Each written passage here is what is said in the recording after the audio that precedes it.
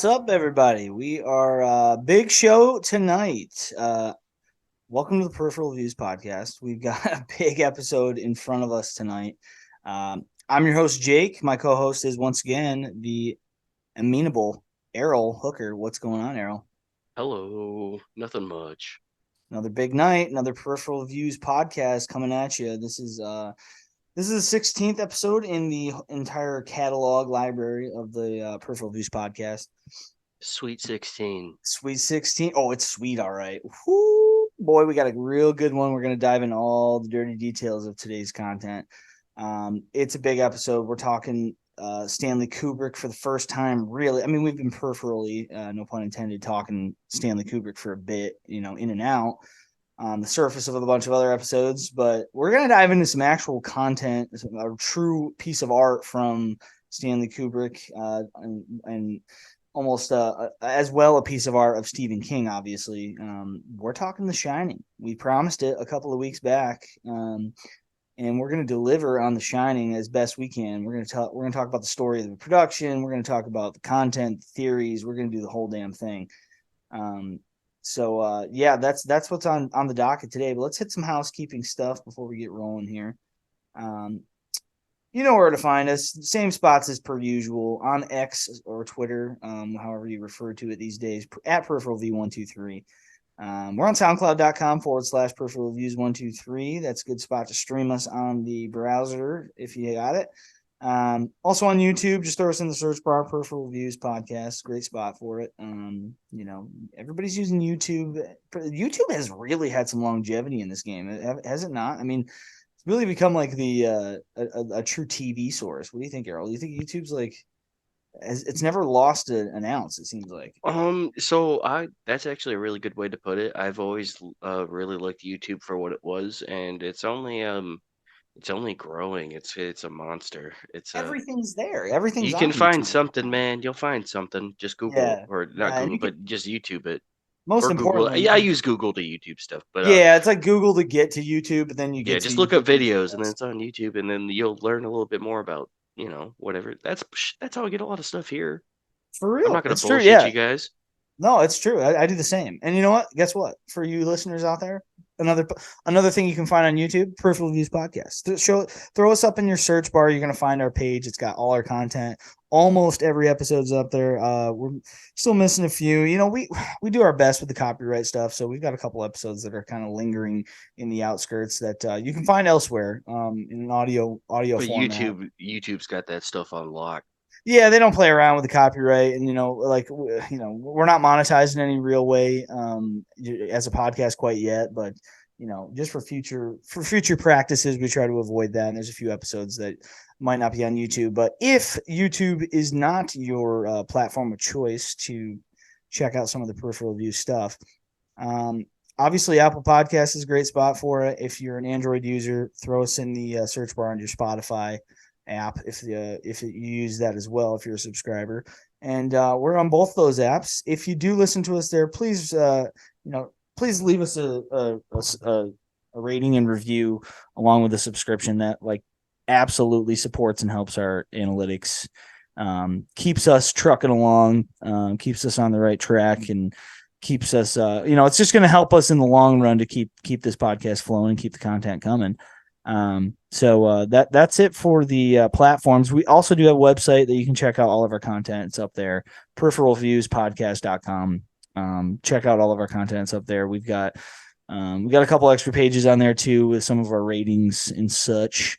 Our previous episode that we just launched was just a couple weeks back. We did a top 5 Stephen King apt for today's episode. In fact, top 5 Stephen King film adaptations, along with our top 10 horror films to kind of go along with the month of October. We talk a lot of films on the pod. So aptly, we are transitioning into The Shining. I know that we did talk about Killers of the Flower Moon, about doing a preview show. My boy Erroll here, we're waiting on a viewing. Erroll, you got these folks. We promised a delivery of content, and you let them down. But Errol's gonna peep that movie here in the coming days or so. It's a long Yeah. commitment of a film. In the first I'm trying to place. get on the right sync with my roommate because he wants to see it too. But not only No, have I let yeah, the no. viewers down.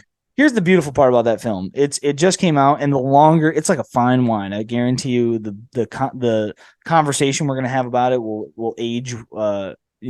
With the film. The longer we take to get around to kind of talking about it, the more we can kind of think about the ideas that surround the film and embody it. So, no rush Yeah, on that. but For our listeners who are looking forward to that, we will be getting that out to you guys just as a preview show.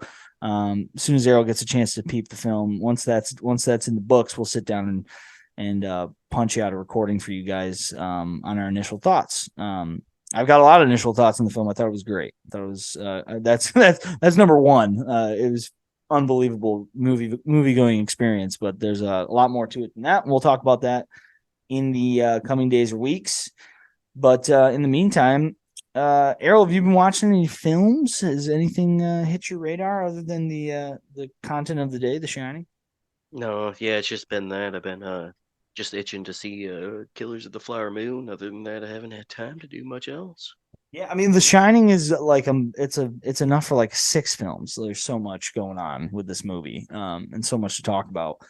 For me, on the other hand, I do get a. I mean, I'm a cinephile at heart, so I'm just always watching movies, and I've actually seen a bunch that I hadn't seen either in a long time or I hadn't ever seen. I watched I hadn't seen American Beauty in a long time. Got a chance to revisit that one. Weird film, a lot of like pretty tough stuff. I mean, folks who have seen American Beauty, there's stuff in that film that's like very did not age really all too well. Very very difficult film to watch. Good film. A lot of good like messaging in there and some good obviously some really talented filmmaking and talented acting, but there's some tough sexual stuff going on in that movie that's not really super aging well. Better yet, month of October, watched Young Frankenstein. Errol, you ever seen Young Frankenstein? When I was young,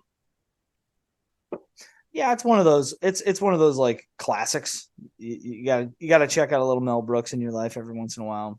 I got a chance to rewatch that with my daughter. She actually found something funny. You know what's great about Mel Brooks is like he's like kind of an old filmmaker, and he dates all the way back to like the late 50s and the 60s and shit. And hmm, like he's so fucking slapstick, and he like always has like some fart humor. That like my 3-year-old was just like she was rolling. She it was getting her, you know. just apple not falling too far from the tree there. Yeah, no, that's 100% me. Like I have programmed I have Pavlov my children to find flatulence hilarious, which is I don't intend on stopping. I'm gonna keep that train going. Um, Jeez. I think Louis C.K. said it best. He was like, you don't have to be a genius to find farting funny, but you would have to be stupid not to. And I couldn't agree more. I mean, exactly my take. Um, what else did we see? I got a list here going. Obviously, I saw Killers of the Flower Moon. We're going to talk about that. I watched Dirty Work with Norm Macdonald. You ever seen that? Was that ever hit your radar, Errol? Mm-mm. Yeah, Dirty Work's great, man. There's some fucking bits in that movie that are just like tailor made for immature humor that I'm super into. So You uh, know what I did watch? let's hear it. Dude, I went to the Dulles State Office building and watched the like a rendition of Newsies by like Okay, people in the town, dude. The production was crazy, bro. really? Okay. Yeah, people were doing cartwheels and shit, and Watertown, New York, showing out. like front flips and stuff. I was like, oh my god, it was like a full house. I was like, this is crazy. Wow. Okay. Cool. Yeah, Well, no, listen, it was that's a really good. performance. I mean, films offer the performance and live performance just the same. Yeah, no, I was shout out Lyric Theater Watertown. That was wild. Cool. Awesome. Awesome. Well, listen, if they've got, like I said, if they've got any shows coming up, let's plug them up. Let's plug them in. Oh yeah, no, I'll have to be sure to do more of that. I'll assume that a lot of the people listening will at least start off being people we immediately know. Yeah, well, I mean that's kind of how it kicks off, but nice. Usually how Okay, it cool. starts. Let's shift gears. We'll get that kind of stuff out of the way. I want to talk a little bit. So like we've got an episode coming up that this will kind of tie into. So I want to make sure we have some time to before we dive into The Shining, because like I said, this is such a big film and there's so much to talk about in relation to it. I wanted to make sure we talked a little bit about what went down yesterday. Errol, did you see the Francis Ngannou versus Tyson Fury fight? Was that something that hit your radar?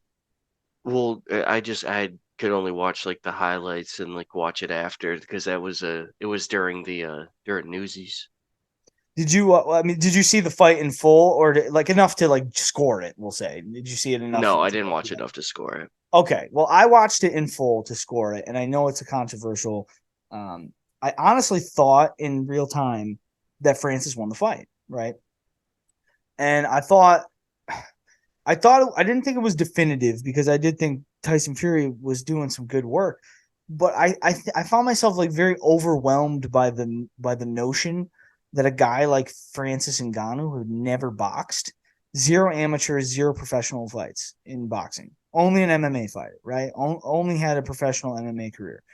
That this dude just walked in with the heavyweight champion of the world, a guy who is being touted at this point in his career as probably one of the best heavyweights of all time.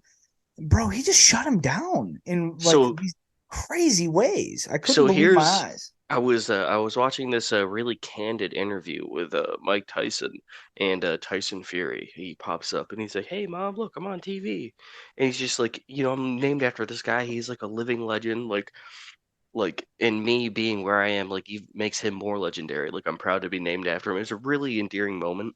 I think I was telling you earlier that there's an interview with Tyson Fury's dad and Mike Tyson, and that's like really good as well. Oh, Um, John, yeah, Big John Fury. yeah, Yeah. and like that's a that's you talk about a comeuppance. I guess he was Tyson Fury was born like a Yeah, he premature. was born at he was like a pound. He was like one Yeah, pound he born. said he was And he like wasn't smaller supposed to than his live hand. more than a week. And he said he's going to be 7 foot tall and the heavyweight champion of the world. Fucking profit, man. Yeah, how are But you going to here's call that? but what's so crazy is, bro, and his story is so incredible, and like it was really a collision of two like unbelievable sports stories, like colliding in this unbelievable way. And I mean, I know that. Listen, I know that like everybody's got their opinions on like the crossover boxing stuff that's going on in the sport, and we won't deliberate too long on it because there's a whole conversation to be had about this. But I just thought it was important to talk about because we are going to talk a little combat sports next weekend.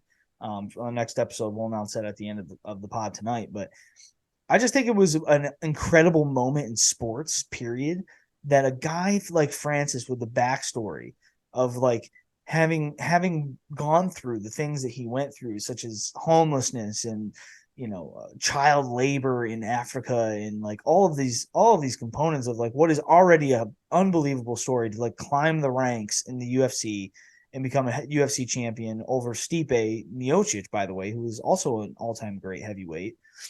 And like that story should have just ended right there and it was already a movie. Like it was already like this unbelievable story, right? Then this fucking dude basically spits in the UFC's face and says like, to hell with your contract. I want a fair contract, and it's not like it's partially about money, but it's also about like I want rights. I want the right to go box. I want the right to go do this. I want other rights for fighters. Like, and basically just Right. like as heavyweight champion was just like I'll walk, and then waits a year and then basically does like the sunset clause or whatever was in his contract basically lets him out of the contract. And everybody's just like, oh, you're fucked, dude. And once again, people still doubting him. You're fucked. You're fucked. You're Mm-hmm. fucked. You won't get out of this now. Like you're never gonna get a deal like that. Even if you do, you'll be making less money, and you won't be a competitive. It won't be a competitive field, and all of these criticisms. Then he lands the Fury fight, already a victory. The fact that he's like the contract Oh signed, yeah, it's like he's all the Jake Paul fights. You sign the contract, you win. yeah, you won the sweepstake because like now Right. you're gonna make 30 million A for a million fight, dollars. whatever. Yeah, you're making millions of dollars. Right, like you're gonna make probably 10 times what you were making in the UFC or any other promotion's gonna probably offer you. You're gonna make tens of millions of dollars. Sweepstakes over, boom, and Tyson Fury takes it because he's just like, oh, this is an easy payday. It's just like he could have basically shown up, got knocked out in the first round, and still won, right? Right. Because he's already like, And no one would have really batted an eye. I'd be like, oh, that makes no, sense. the fucking audacity of this man to walk into the ring and then not only potentially win the fight, but definitively knock Tyson Fury down. A Right. guy Like in who's it like so the thing is he like almost won, but the people no one was saying like, oh, he definitely lost and did bad. No one was saying that at the very nobody's least. Like saying that. Nobody expected him to even compete in this fight, dude. right. Like that's Well, what's so so absurd about the whole what I thing. was getting at with that with the candid Tyson Fury Mike Tyson interview is before Tyson Fury rolls up and he's just like all these fights he's like we're always talking about fights like what about like us on the same camera, that's crazy, but the guy asked Mike Tyson, he goes how do you feel about some of his future fights in prospects, and then he's like, well, he's got to get through Francis first. Yeah, And like that's he what says that very exactly. like Well, Tyson sin believed him. and he says it very like sincerely, and Yeah, so well, the thing Tyson trained him for this fight. and the thing is Mike Tyson's also the one that says that everyone has a plan until you get punched in the face. So That's true. And and if listen, you're that's what technically the happened. Like yeah, and he's that was the outcome, is that Francis got respect early in the fight. Like from my perspective, it was like I think Tyson Fury ran into like the problem. It was like a perfect storm of like what people are. Oh, when people, you know how people in the MMA boxing crossover world, they like talk a lot about like they're always building a defense for the MMA fighter, like in the build to a fight. Like here's why it's advantageous for an MMA fighter. Well, they're used to getting hit with smaller gloves, and they're unconventional, so they're kind of awkward, or they're right. used to getting hit with smaller gloves, so maybe their chin's a little bit stronger than a And they're boxer. looking for different tells, like they're more Right, like exactly. There's all of these like supposed advantages that MMA fans and MMA supporters have been basically kind of like building this case for MMA fighters to go into boxing and succeed. And like it's always been bullshit. Like you've always heard these people say these things like, "Oh, like the glove thing," or another one is like another one would be like, well, boxers only their chins are a little more suspect, and the brain damage is worse because they're only getting punched in the body and the head. They're only taking strikes. They're not wrestling and stuff. So like they're more likely to get knocked out because they get hit in the head more. Whatever this is all examples, but like typically what has happened with these crossover bouts is that those cases get built by MMA people, MMA media, and MMA like individuals. And then the MMA guy goes out there and looks like shit, or maybe he looks good and still loses, whatever it is. The Jake Paul fights, the Logan Paul fights, there's more than that. There's like you have like these small promotions putting on these fights between MMA guys and their boxing and whatever. But like, dude, Francis went out there and made those cases valid. He like credentialized all of that like what seemed to be fodder, like dialogue from MMA people. Like, dude was awkward. Dude did have a chin. Dude could take a punch from Tyson Fury, many of them, and probably because he's used to getting hit with 4-ounce gloves instead of like the boxing gloves. And it's like he basically the exception is the rule, right? Like he was the exception.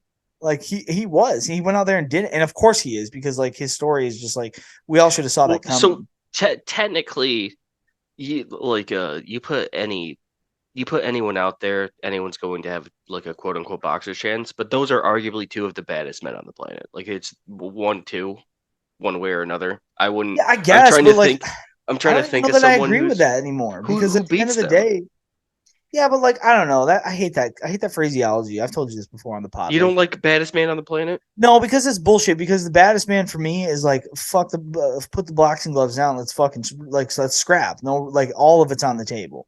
Like if I want to, so it's one of the Diaz brothers. well, that's why MMA is like kind of closer to that. It's still not perfect, but like it's closer to that than boxing, because it's like Tyson Fury's already said like he said leading, like how can this be the baddest man on the planet? When in the build to the fight, he was like He's like, I'll have security chuck him out of the ring if he tries any of that fucking MMA shit. This is a boxing fight. And I'm just like, bro, how can you be the baddest man on the planet? You're like, you have to limit the tool set of your opponent, and then you still almost lost and arguably did. Bro, Francis Ngannou is a bad motherfucker. And That's what I'm saying. He truly might be, in my opinion, after that performance. I don't know. We're going too long on it to begin with, but I just wanted to mention this dude, Francis Ngannou. I genuinely think that was the sports story of the year. What he did last night. I could not believe my eyes, and I think most people probably agree with that.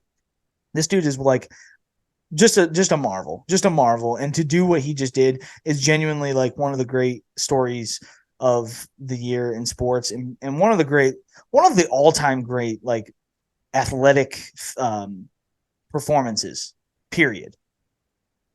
In my personal opinion, just because of what he was up against. He didn't even utilize the puncher's chance. It's not like he caught him. You're saying so if he would have won that, it would have been the craziest thing that like ever happened. But let me throw some numbers at you, okay? For that fight to even go to a decision, and this isn't because like Francis has knockout power. No, this is because like how long is Tyson Fury going to play with his food before he puts him to sleep? For that fight to even go all 10 rounds, it was like plus 800. Like, do you know how fucking crazy that is? That like not only did it go all 10 rounds, but he was on the losing. Fury was on the potentially losing side of it. Yeah, it was a split, like 1 point, right? Yeah, I mean one of the judges had it 96-93 Fury, which is like, it's not egregious, but it's wrong in my opinion. I think it's just wrong. I don't mind the 95-40, 95-94. I could like 96-93 is like, it's not that bad. It's not that far off. It's one extra round for Fury, but like, I don't know. Only one man was sitting on his ass at some point in that fight, and it wasn't Francis Ngannou. Just saying. Right. But I don't know. Incredible performance. We're gonna talk a little bit about some of that kind of shit. We're gonna go into the sports realm next week.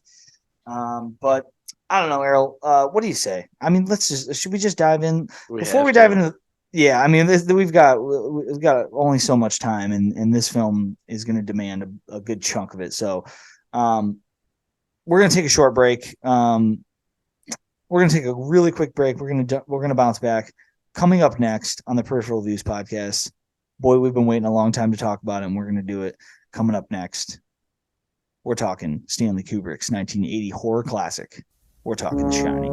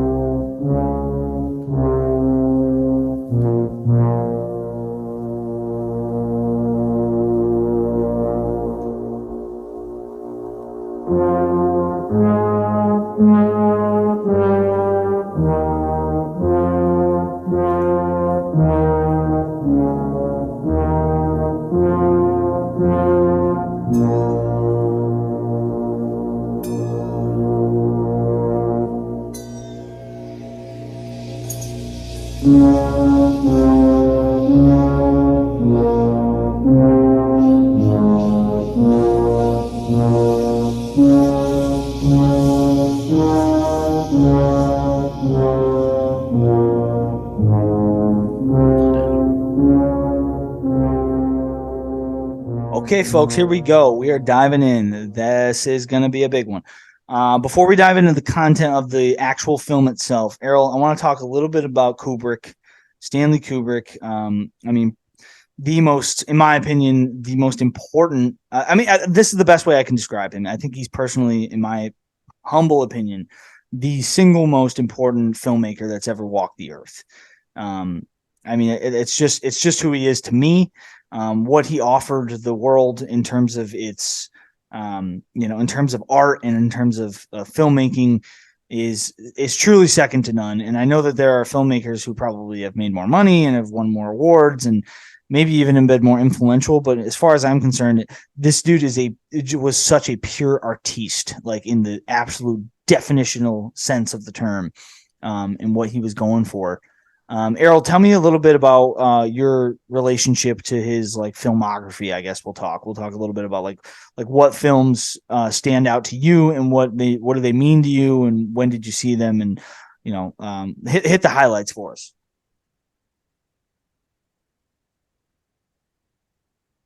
I think you're muted. Yeah, you right, but it's okay.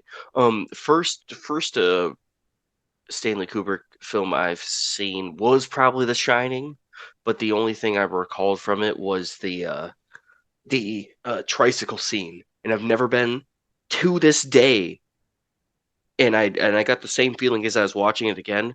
So jealous of someone. I've never Yeah. been so jealous. I want to do that so bad. Yeah. Yeah, it's so cool because Still, he's just free. he's The kid's just just free. chilling. Yeah. But after that, the next one I seen probably way too early. Full Metal Jacket. Nice. Clockwork Orange. Really like that one. Saw that a little later in life, and then I watched 2001 Space Odyssey on an airplane, and it was like the fucking craziest experience I've had. Interesting. Like, Okay. because it was like the whole like I had like the humming of like the plane going on there. I would look out and just see like the curvature of like like the Earth. Like, you know what I'm saying? Like just Yeah, like the just like horizon, and like you're just up there, and then I was like, this is kind of wild. And I was like, they're well, like out there in space, and I'm just like up above the ground. I don't know. you're It like was surreal. halfway. You made it like Yeah, halfway, right? yeah. Not really, It, but like yeah. but so like the main thing is like, so in that movie, like it's scary because like um the danger is like literally all around them. Like they're only safe because of the spaceship. AI. Well, yeah, and that, but if the spaceship like decompresses or anything, like you're done. And the same thing with like an airplane. Like outside is like crazy forces that you're not meant to deal with, and then the inside is just safe and cozy, just like it's meant to be on like the inside of that spaceship. They had like crazy meals going, and this is and that. It's almost like nothing was even different, but like it was like it's inhabitable. You're in a place where you shouldn't be. Yeah, I mean that film. I mean that's going to be somewhere down the line for the podcast. I would imagine that's it's just incredible. I guess looking back at his filmography, what I think is more like unique about it, I guess is probably the best word to describe it, is simply that his frequency, like it's very rare. Let's see, how many films did he direct? 1, 2, 3, 4, 5, 6, 7, 8, 9, 10, 11, 12, 13 films in 45 years, 47 years, technically, across 40. Like that's very low. Like that's, but the products, I guess, I don't know. I think it's hard to say that like each film, um, is so carefully constructed because he does have some misses in there, right? Like this is not a perfect catalog of films. I've seen misses like Barry Lyndon is beautiful. Like it's a gorgeous film. Like the cinematography is like, and I've only seen it once, but it's just so, it just doesn't work for me. It's not my kind of thing, man. I'm just not, that period piece stuff is like, it's got to be the right period for me. And I do think there's like a ton of talent in that film. And like, obviously the way it looks is very beautiful. And, but like there's nobody walking around who's like, yeah, my favorite Kubrick film was Barry Lyndon. Like bullshit. No, it's not. There's no way. If you're saying that, like, because all the beauty doesn't compute with like, you get the same beauty from 2001 A Space Odyssey, but with like he hits more of the right notes with his other films. So like there's some misses in there. So he's not a perfect filmmaker, but it does seem that like he would truly master the craft of the films that he did get right. So like obviously have not seen The Killing, which is on my list. I actually think it is available. It's pretty easy to find. The first two films, Fear and Desire and Killer's Kiss, I have definitely not seen. The Killing is the one that I think it's pretty accessible, and I actually think it's like incredibly well received. So that's on my list. Paths of Glory, I've seen once. I was probably a little too young to digest it in the right way. Spartacus, same story. Like Spartacus is a all-time great film for a lot of people, and a lot of people grew up with it, and like that's a very important film, but people don't think they really remember that it was a Kubrick film. He I moves didn't into either. Is yeah. I mean, you've heard Spartacus. Like, how many Yeah. times has it been parodied and everything else? But I think people forget that that's a Kubrick film, and it is a very important film. It's I have seen it in chunks. I can't say I've actually like truly sat down. It's a long film, and it's um, I mean, that was kind of his big Oscar thing, right? Like this is such a strange thing for Kubrick is that like he really doesn't have big like sweeping Oscar winning films, even though he's heralded as one of the great filmmakers of all time. I don't know that he really. So I'm so sorry. Go ahead. no, no, you're okay. I kind of just cut you off. I think the movie is Spartacus if it's the right one that I'm thinking about. But if it is, yeah, it has to be because he does a lot of like panning around with like the set and like place. It's very theatrical and like when you see people when you see people on a stage like during a play, like their stage presence, like you're supposed to be in a certain place like for a reason. If I'm not mistaken, there's a scene like where they're talking to like some of like the other people in the council, and it's like panning around the chamber, and like every time it like pans around to shift the scene, it's just like putting other people in different like orientations, like due to or like based on their like importance or like like the background and stuff, and like the way it just like sweeps and stuff, like you can very much see that evolve until it gets like 2001 Space Odyssey blows your mind, like at least it will, like when you realize that they didn't do that with any CGI or anything. That dude was just Yeah, like rotating the fucking camera. right. The audacity for that film to like still work today based on practical effects is like Yeah. that's absurd. That's just that shouldn't happen. And you watch the film, and I actually I had just viewed it probably. Well, I'll tell you the story about that film for me is that like I like as a young man, like I'm talking probably 12 or 13, I would attempt because it had all this lore around it. I'm just like, you know how it is. Like you want to take it on, but sometimes it's like a big book. Like you don't read you don't read Oliver Twist or like Ulysses or any of these like massive books. You don't digest them and just dive in and like, oh, I guess we're reading this today. It's like they're kind of scary and intimidating. And that was like a piece of art for me that I was like kind of like I had to watch it in chunks and I'd start it. And I couldn't eke my way through it the way I wanted to. It was just very like it just wasn't grabbing me, and I felt like I was like too dumb. You know what I mean? Like you know how film can do that. Like it's so big that it's like, man, I'm not. This is not grabbing me, so I'm just gonna walk away. Like maybe I'm just not ready. And I did that with that film, and I'm actually really happy I took that approach with the film. I was like, at the time, I thought, man, I'm just not ready for this. Maybe I'm not smart enough to like understand what's going on here or what he's going for. So I would just walk away from the film. But that was actually a really matured decision on my behalf, and I really paid dividends down the road because when I did finally, I took like a few years off from trying it, and then when I was like 16, I was like, okay, I think I'm ready, and like, holy shit, I watched the film. I would never forget this. I watched the film like really early in the wee hours of the morning. Right, it was still like dark out when I started it. Like and I watched the film and it finally did take, right? It's like it's like it finally sunk its teeth in. You know how the film does that. Like it'll kind of get you like, oh shit, the fascination is so deep Right. and I can't take my eyes off of what's happening. And I'm getting this. I'm understanding the artistic delivery system here. And I watched the whole film front to back. I don't think I blinked. Like I don't think I actually even blinked. Like it felt like I didn't blink the entire film, and I just like melted into this film. And bro, I swear to God, in my life, I mark my, I swear on my kid's life, that movie was over. It's 2 hours and like 40 minutes or whatever. I turned that bitch off and I turned it right back on, started again, watched it in full the same way, twice in a row. I had to. I was like addicted. It was so bizarre. I'd never done that with a film like that. You know how it is, like with artistically driven films like that, where like you kind of want to like you want to drink your wine slowly and kind of digest it and swish around with it a little bit and let it kind of serenade your mind in a certain way. Like I was just not about that. I was like, no, I need to go back into the labyrinth. Wanted to mainline it.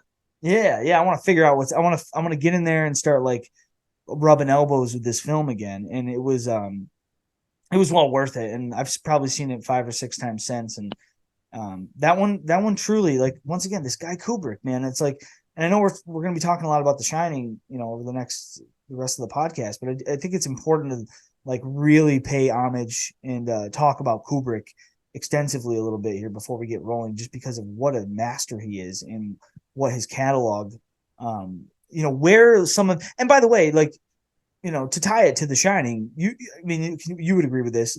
There's a lot of 2001 in The Shining, right? Like you see it all over the film in like these very small ways, but like they're not so small when you're familiar with Kubrick's work, right?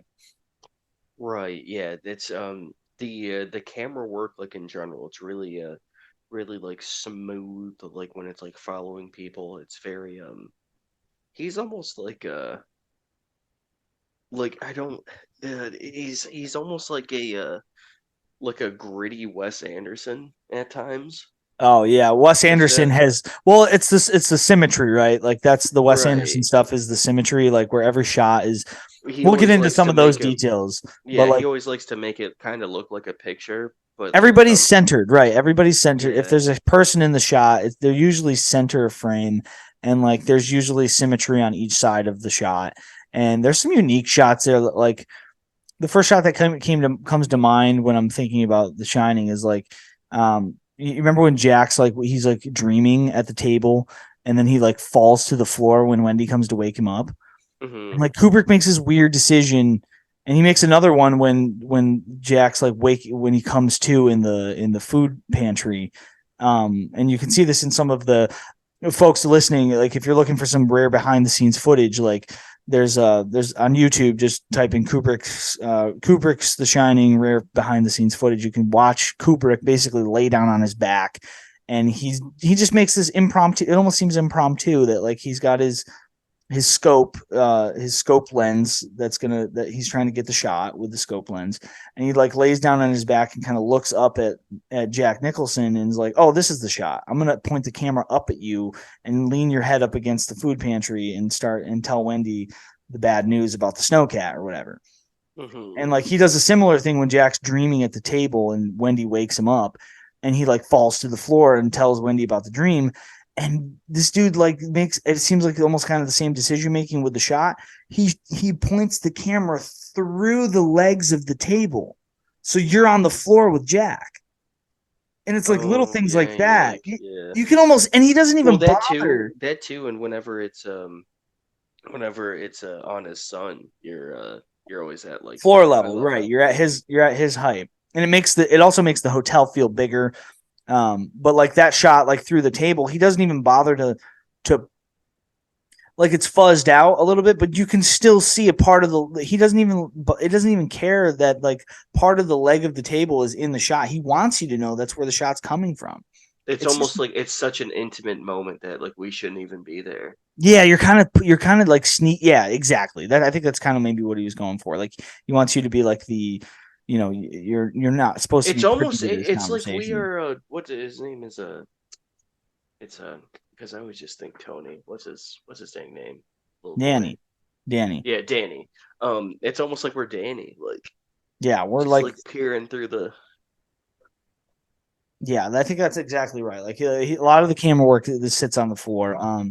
All right. Well, we'll get into some of those dirty details. I do want to Yeah, go all the way jumping through. around. Yeah, I know we're doing it. Folks, I apologize in advance. We're probably going to be doing a lot of that with this film, especially once we start actually talking directly about The Shining. Once we're done, kind of getting through the Stanley Kubrick stuff, but it's going to be tough for us to stay chronological. We'll do the best we can, so just bear with us on that front. But we're gonna talk about the film as organically as we can because we both, we're huge fans of the film. Um, a Clockwork Orange, obviously, I know a lot of people have a ton of problems with that film, and I do understand that. I'm like pretty sympathetic to like why people are like, yeah, Clockwork Orange is like aged really poorly, and it's pretty horrifying. I personally love it. I personally love the film. I actually think it's one of his masterpieces. Um, Yeah, but you also just used to go what you call debauching all the time, so of course you liked it. Debauchery. This is No, you would slanderous, go. I'm sir. saying you would go debauching. Debauching. Listen, the debauchery of the film is No, I'm obviously not. I'm saying the film in itself is like, like, oh, like a bit of the ultra violence is a bunch of just goons going around. Of course you like it because that was your youth. Yeah, I was a goon. I mean, I wasn't doing the things that are happening in this in the Clockwork No, Orange, no, I'm just but I saying he was a did a little. goon. I'm just saying he did a little debauchery. Yeah, a little mischievism, yeah, a little mischievism, little It was little. all you. Yeah, all the way up until the part where we're like home invading and like and sexually assaulting and raping women. I think that No, was yeah, you didn't. that was the part I was like, yeah, I think I'm not quite relating to this part of the film, but you know But just like being like a hooligan, you know how cool like a everybody milk listen, bar every was to me. yeah, kids go through that. Kids do that kind of thing. I was just trying to point it all at you, like I wasn't Yeah, I regular was gonna stuff. say like you I haven't was waiting for engaged you to in be like, dude, like, how debauchery. do you even? What are you talking about? That was your idea. I'm not gonna spin it around on you. No. I'm proud. No, there's some like the debauch. It goes beyond debauchery, obviously, in A Clockwork Orange. It gets pretty horrific and like yes, like well, that's an interesting one, and we'll Well, talk about. so We what? could talk about the film. It's a What? complicated film. What There's I more will to it than just that. what I will leave Clockwork Orange with if we because I mean we could stay on it, but what I got from that is at like who's the worst person? You know what I mean? Because like the at the end that treatment's like meant for good, but is it really like who's the bigger monster towards the end of the story? Like you could have all the intent for good and like because Yeah, that's the thing too. This guy's doing a bunch of crap the whole time and just a terrible person. And you end up relating to him. You're like, oh, he's kind of cool. He's kind of neat. And yeah, it's he's like interesting and yeah. like he's such a horrible It person seems and like he's manipulative. almost misguided. They intentionally, yeah, but they still like satirically make you feel bad for him, and then you're like, oh wait, he's like a rapist and like a horrible human, and then like, but they do the thing. Well, the message of the film is largely tackling like the MK Ultra stuff and like lobotomies and stuff that they were doing, Right. experimental stuff, like all that stuff is like it's in there. It's in the book. I've read the book by Anthony Burgess, and it's a tough read, but I actually thought it was kind of fun to read because that's one of those books that is actually fun to read after you've seen the film because you kind of know how the Cockney accent goes, and the film is in. I'm serious. The film is or the book is actually in. It's purely written in the Cockney language. Like it's a kind of developed language for the book. It's like very intense Cockney, but it's also a little inventive about like the terminologies and stuff. But like you read the book and it's actually like it's kind of cool to read because you're reading it and it's English, so you understand it, but it's also like he has to repeat a lot of the ultra violence thing as an example of that, and there's a million examples of it. But as the book progresses, you get more and more familiar with the terminology, and then the book gets more fun to read because you're understanding like a new language. You become a part of the crew, right? Clockwork Orange, not the only controversial film he made. I'm gonna actually jump back to 1962. Kubrick made Lolita, which is another like very very complicated, and it's not complicated. It's fucking gross. Like the film and the book. It's a Russian novel. It's about a grown man falling in love with like a 14-year-old girl. And I heard the book was good. Yeah, I've heard the film is good too. Like I'm not going there. I just don't really want to go there because I feel like You think I there's don't a better know. medium to get a story across? Yeah, it's just like I just I don't understand why we have to even why is this I understand like it's important to kind of tackle moral quandaries and like moral gray areas, but for me this is just like especially now in 2023 it's not really a gray area at all. Um and I get that maybe it was more of a gray area back in the whenever the novel was written Not so in much the taboo 60s. anymore, so It much as like just like straight up criminal like yeah, like demonized. yeah, like maybe that. I think we figured this one out. Like grown men should probably be Yeah, pursuing. I think we figured this. Yeah, Like that's what we yeah, figured I out. think we got the answer here. Like grown men should probably just pursue grown Not a lot women. of nuance to Nah, not the gray area has been shaded here. I think we're good. yeah. So like I don't doubt that there's some artistic value there. I'm sure Kubrick. I know he made some adjustments to the script to make the girl a little bit older, but she's still a teenager, and I'm not interested really in seeing what's going on with that film. But anyway, Doctor Strangelove, I definitely got to mention that. Fucking amazing. That one's another like that's in the catalog. Obviously, some folks might even argue that that's his best film. Certainly his funniest, unless you're counting the first 45 minutes of Full Metal Jacket.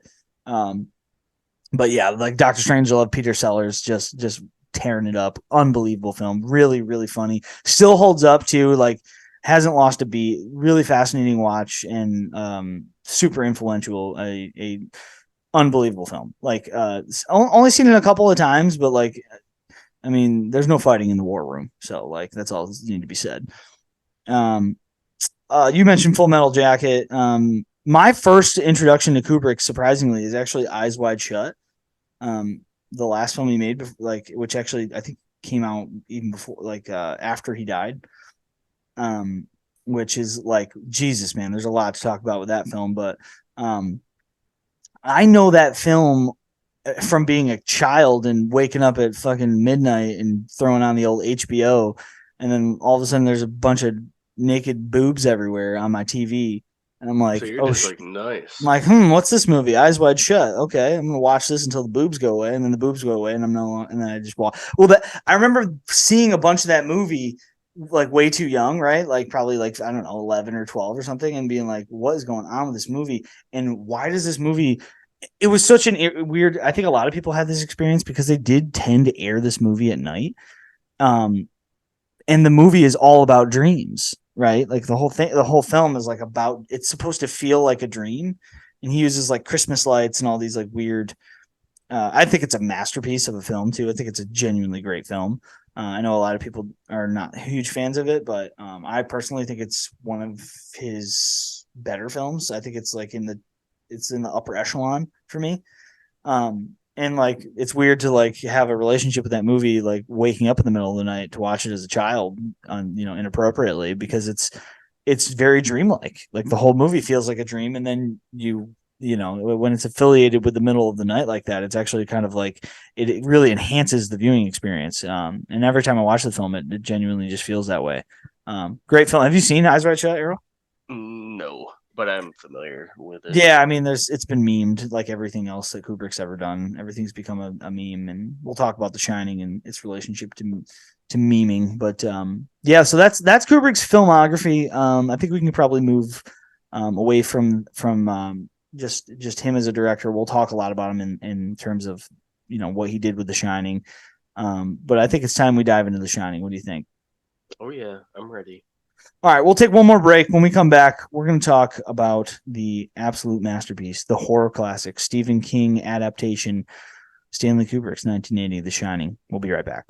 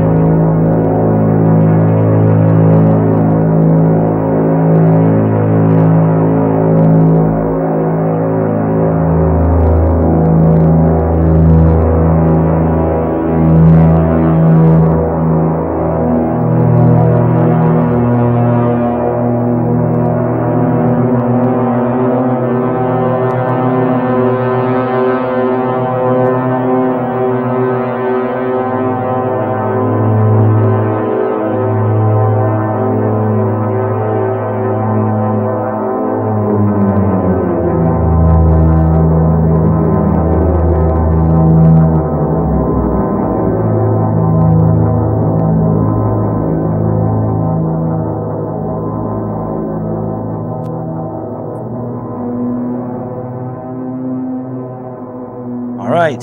Thank you for the patience, listeners. Let's do this thing. We are diving in. Stanley Kubrick's The Shining from 1980. It's a masterpiece. There's a bunch to say about the film. It's an absolute masterpiece, and we're going to dive all the way into that. So, 1980 horror film, produced and directed by Stanley Kubrick. It was co-written with Diane Johnson. It's based on the Stephen King 1977 novel of the same name. It is starring Jack Nicholson, Shelley Duvall, Scatman Crothers, Danny Lloyd. Cinematography done by John Alcott, edited by Ray Lovejoy. Music by the aforementioned Wendy Carlos and Rachel Elkind. We have a full just to harken back to that. We do have a full episode on our feed on our website. It should be in the all the platforms. a full biography on the story of Wendy Carlos, an absolutely fascinating story, background, a biography about her life as a just a beacon and an icon and pillar of synthesized music, like truly a pioneer. So for anybody who's interested in the music of The Shining, please feel free to dive back to that biography. It's a really fascinating story about her experience, professional experience, and her experience a little bit on the film of The Shining, and just and A Clockwork Orange for that matter too. I believe she did the music for that as well. So check that out if you get an opportunity. Moving forward, production companies. This was the production company for the film was the Producer Circle Company, the Peregrine Productions, and Hawk Films, distributed by Warner Brothers. It was released May 23rd in 1980 in the United States, October 2nd, 1980 in the UK. It had on a budget of $19 million budget, only made $47.3 million.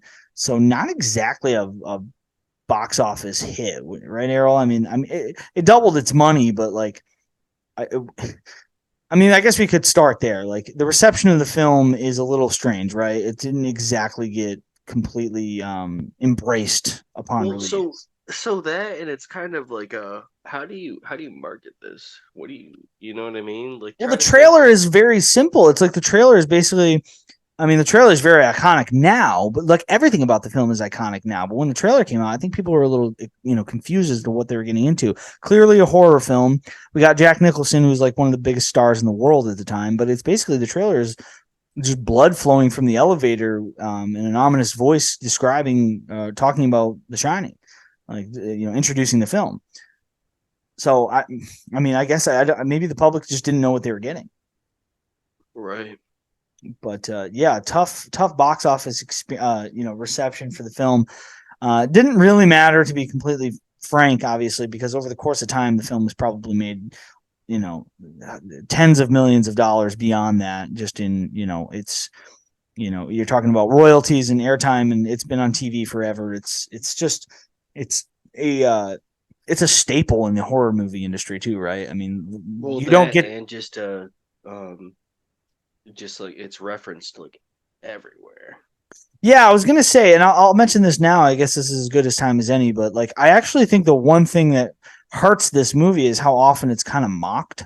Not maybe not mocked, but like on the internet, it's like the way it's memed, and it's been, the just the its presence in the internet sphere and social media has Well, actually not helped even it. before that, like I heard the phrase like "Here's Johnny" before, like Yeah, it got parodied in films, right? There are other right. like spoof movies that like kind of took it on and made fun of it a little bit. And I don't know. I was watching it tonight with this kind of newish lens about like, from the perspective of like, man, how did this become so like somewhat comical? Some of these moments are a little funnier than I like want them to be. And I don't, it's not to be critical of the film. It's not really the film's fault. It's more the way that like culture received it. Um, I don't think the film has aged well, but it hasn't aged well in the digital age, right? I think that may be the way to put it. Yeah, it'd be hard to make this movie now. It would be, yeah.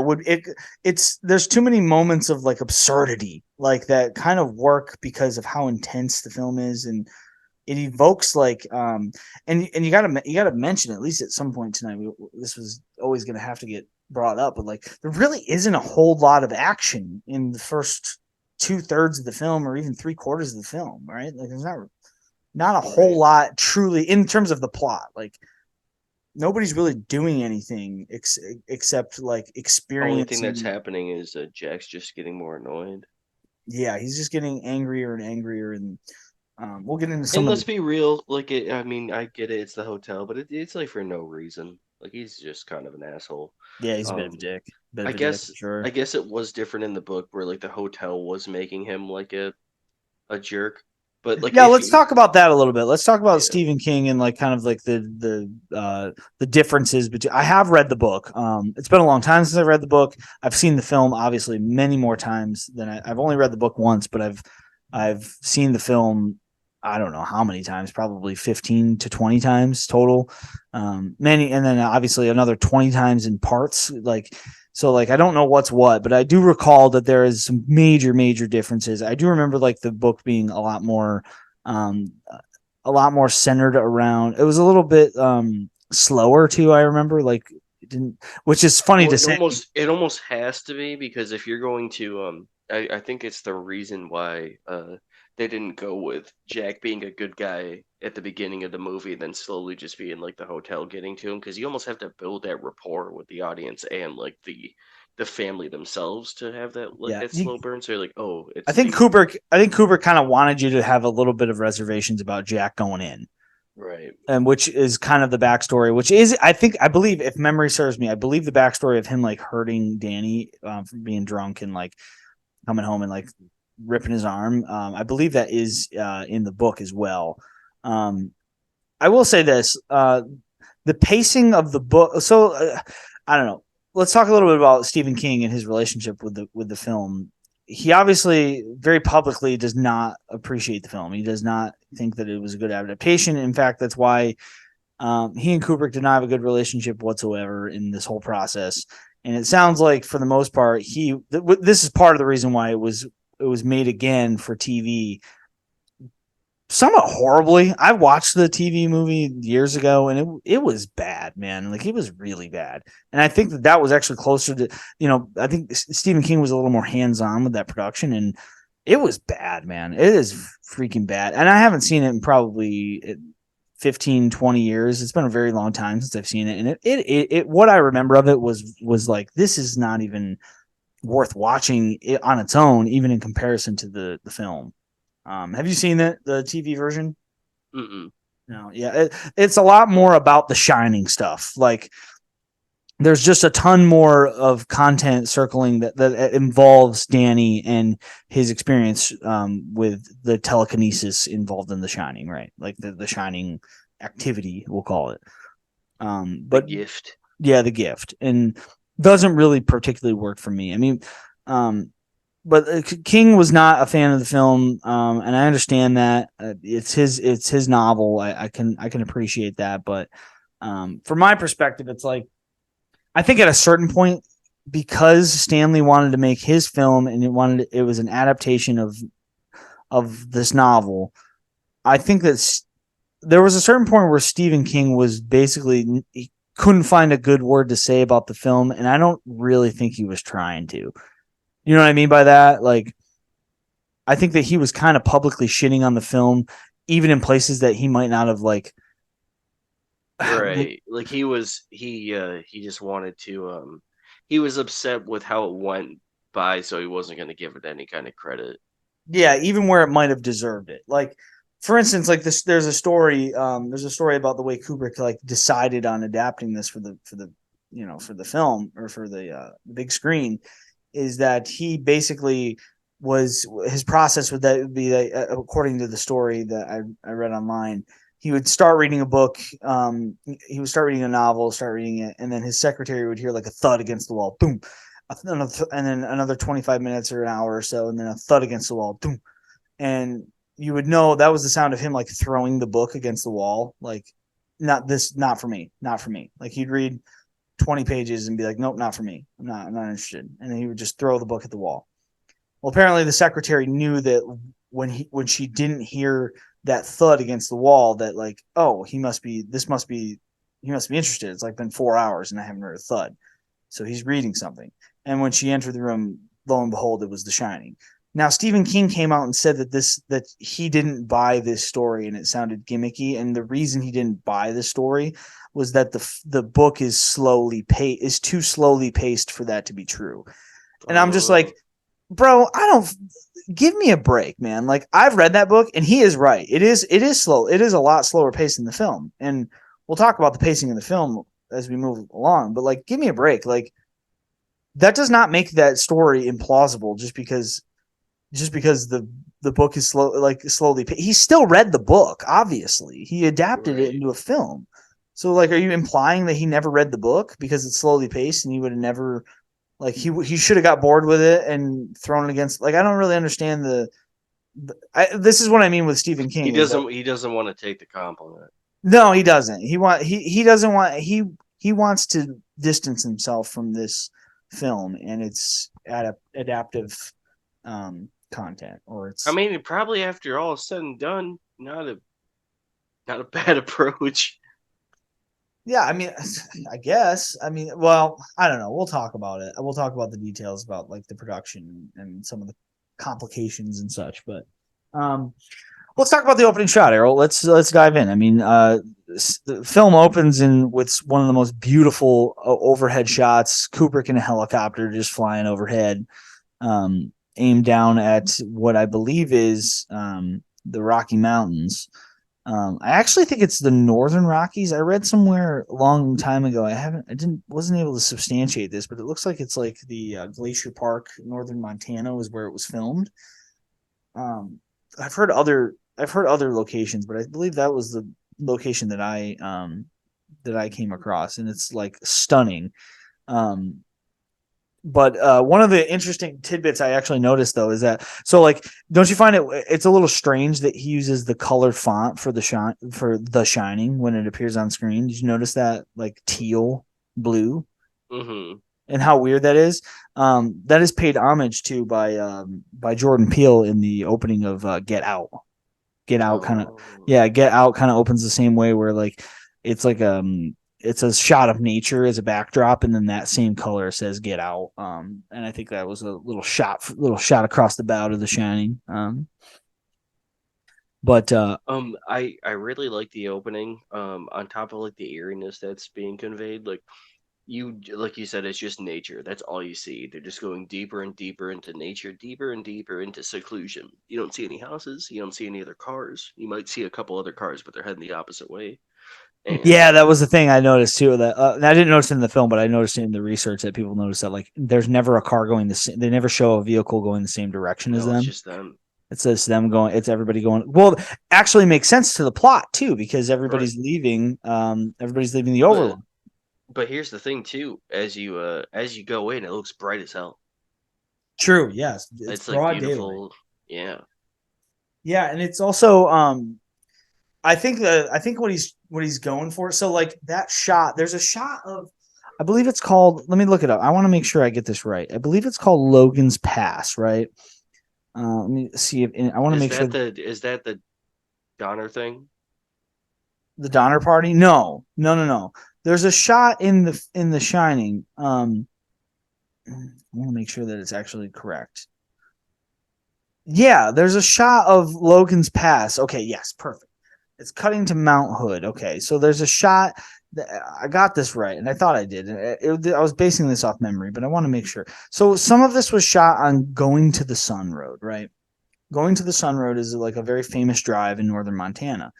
And I've known this because it's something I've always wanted to do. It's a personal goal of mine. And I tied it to The Shining years ago, and I was never 100% sure. But the Going to the Sun Road, it's this beautiful drive that leads to Logan Pass. Logan Pass, quote, this is from Wikipedia. One Native American legend concerns that the deity Sour Spirit, who came down from the sun to teach the Blackfeet the basics of hunting. So like they have this very like dogmatic relationship with Logan's Pass. And so everything you're kind of seeing is and this is why I think he opens with like the nature of where the Overlook is located, is you're just seeing native land, right? Like you're seeing Native American land. And my interpretation of Logan Pass, if I remember it correctly, is that the natives considered Logan Pass, it was like this beautiful sheer rock granite cliffside that like stuck out. It's like it sticks out. It's one of the highest points in Glacier Park, and it's very like you look at it and it sticks out very beautifully, and it's heavenly, right? And the natives used to consider it, as far as I remember. I'm being somewhat anecdotal here because I'm not gonna substantiate this in real time, but I believe that the natives actually considered it like the pathway to heaven, which is like, so it would be like they're in purgatory. Yeah, like you're picking up what I'm putting down. So I truly think that the goal here for Kubrick was to like show the land in which the natives lived. Like I think this is his like I think the whole you know how there's theories and we'll get into some of the theories, but like there's the moon landing theory and that he filmed it, and then there's obviously the Native American genocidal symbolism through the film. That I don't even think is theory. Would you? I want to hear what you have to say about like the genocidal symbolism in the film. Do you actually think it's overt? Do you think it's I do you think it think it's is. I think it's over. you think it's intentional too, right? Like it's clearly Yeah, intentional. yeah, He's absolutely. going for it. Like that's what he's Yeah, aiming at. to the point where a lot of the stuff in the background on the hotel is it's still Indian, like it's like a Native American like designs and stuff in the stained glass on the walls. There's a point, not going too far ahead, but it's kind of towards the middle. But when Jack is just throwing the ball, he's just like whipping it at like a mural, and it's like a Native American mural, like further, like Yeah, desecrating the joke. And it's like it is a joke. They killed everyone, and then they put that up as a desecration. Then he's further like just like throwing it at it, like it's just like a double spit in the face. yeah. He's using like an American sports toy Right. to just like literally play with and what is and in the sacred. middle of the whole thing, like in the beginning at the first shot, like you have like, so it's on the Indian burial ground, if I mean after you watch it, but like the whole thing has like the Native American kind of designs, and then there's just there's a United States flag just planted in the middle of the place there, Yeah, yeah, like exactly. So always, there's a like lot right of in the that, center. and they also represent like there. I was reading about some of like the color palette choices. Like all of the main characters are basically at one point or another. Each one, Jack, Danny, and Wendy, played by Jack Nicholson, and I can't remember the actor Danny's Danny Lloyd's name. Maybe it is Danny Lloyd. Yeah, because he's Danny Torrance, and then the actor is Danny Lloyd, and Shelley Duvall. At any one point in time, each and one of them is at least wearing one of the three colors of red, white, and blue. Because they represent obviously they represent Old fashioned American European values. settlers, right? And I just think that there's a lot of theories on the film, but like if I can be blunt, like I honestly think the film is very straightforward as a basic. It's a basic story. It's like Poltergeist in a lot of ways, but just with a hotel and obviously a lot more like artistically nuanced and ambiguous. But like Yeah. the film is just it's basically this hotel represents American imperialism. It was built on a Native American burial ground. The ghosts continue to haunt the place and claim the lives of the caretakers that stay here, time and time again. They claim their souls. And like I think that's like the basic premise of the film, and it's And you very know what ghosty. else is crazy too? Like they said, before there were like jet setters, like a lot of like the important people went there, like presidents and like a Presidents, bunch of right? other people. But it seems that the hotel only claims the ghosts of the souls of those who care for the hotel in isolation, like the caretakers. Because right, that's like the Grady story. Like Grady is the guy. What's it, Delbert Grady? He was the caretaker before Jack, and he's passing along. And we'll get into some of those. I hate to hold off on it because we're kind of naturally getting there, but um, I don't know. What's your theory about? I mean, what theories about the film stand out to you that seem worth talking about or worth validating? So I do think like more than anything, it is just like a nice homage to the Tower series, as much as Stephen King doesn't like it, but I feel like it does fit that like very, very out in the open. Um, and like but more subtly, I think it's a nice um it so it's like a nice indication of like vices and whatnot. So you have Jack, who is just a jerk of a person, but like he like he accidentally like hurt his son or whatever. But he says in the beginning when he's doing the interview, he was a teacher. Like he at one point was able to deal with kids, at one point was at least trusted like to a degree. Granted, it was back in the day, so you get the ruler at them, but like still trusted with their lives and whatnot too. to some degree.